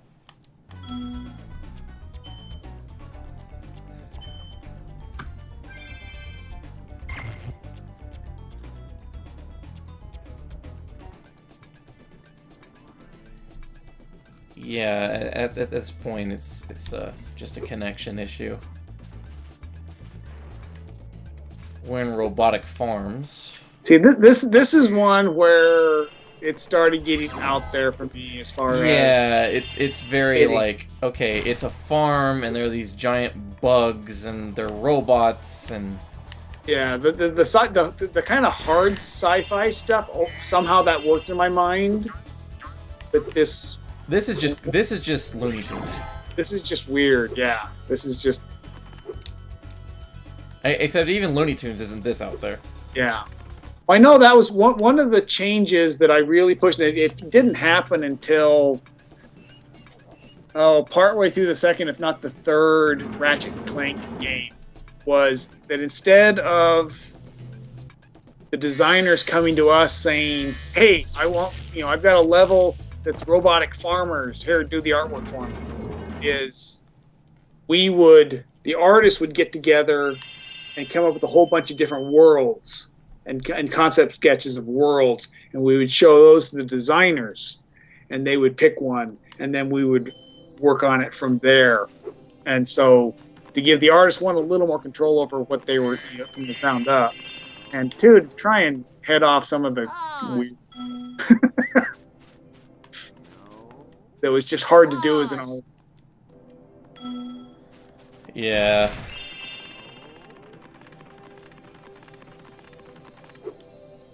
But at the same time, it's funnily enough, with all this crazy stuff going on, it kind of raises questions about the lore. Yeah. Well, nobody said Ripto was... Ooh, 40 orbs. I'm gonna be here a while. How many orbs do I have? 23! I think we're gonna have to call it quits here. Yeah. Alright, well, but it's been awesome. I've enjoyed this, and I enjoyed it as well. In conclusion, Ripto wins. Everyone is enslaved. See, I am one of those people that I usually root for the villains, like, because they've got the cool toys and the cool fortresses and the cool outfits. And so, yeah, I'm when it comes to like Star Wars, I'm Sith all the way. So, yeah, go Ripto. Well, this was fun. Spyro 2, 25th anniversary. Probably one of the best PlayStation games. And this was a lot of fun. Very, very insightful to the design process and to game development in general and trends and whatnot and just general. Yeah, this was fun. Yeah, if I could go back in time, and change one thing, it wouldn't be anything in the game. I would talk to myself and say, keep better notes. Because I would love to have the answers to so many of these questions and not have to rely exclusively on bad memory. Yeah. Because I know what this means to so many people. Yeah. And I know what it's like to have those answers, and I wish I could give more of them. So, well, thank you for joining me. My pleasure. My pleasure. Maybe we could do this again sometime with Kid Chameleon's anniversary. Oh, there we go. Well, there's another game that's too hard. Mark does like his hard gameplay. Yeah. Okay. I'm gonna be signing out. Thank you for joining me. Have a good night. Oh, my pleasure. Okay, you too. Ciao. See y'all.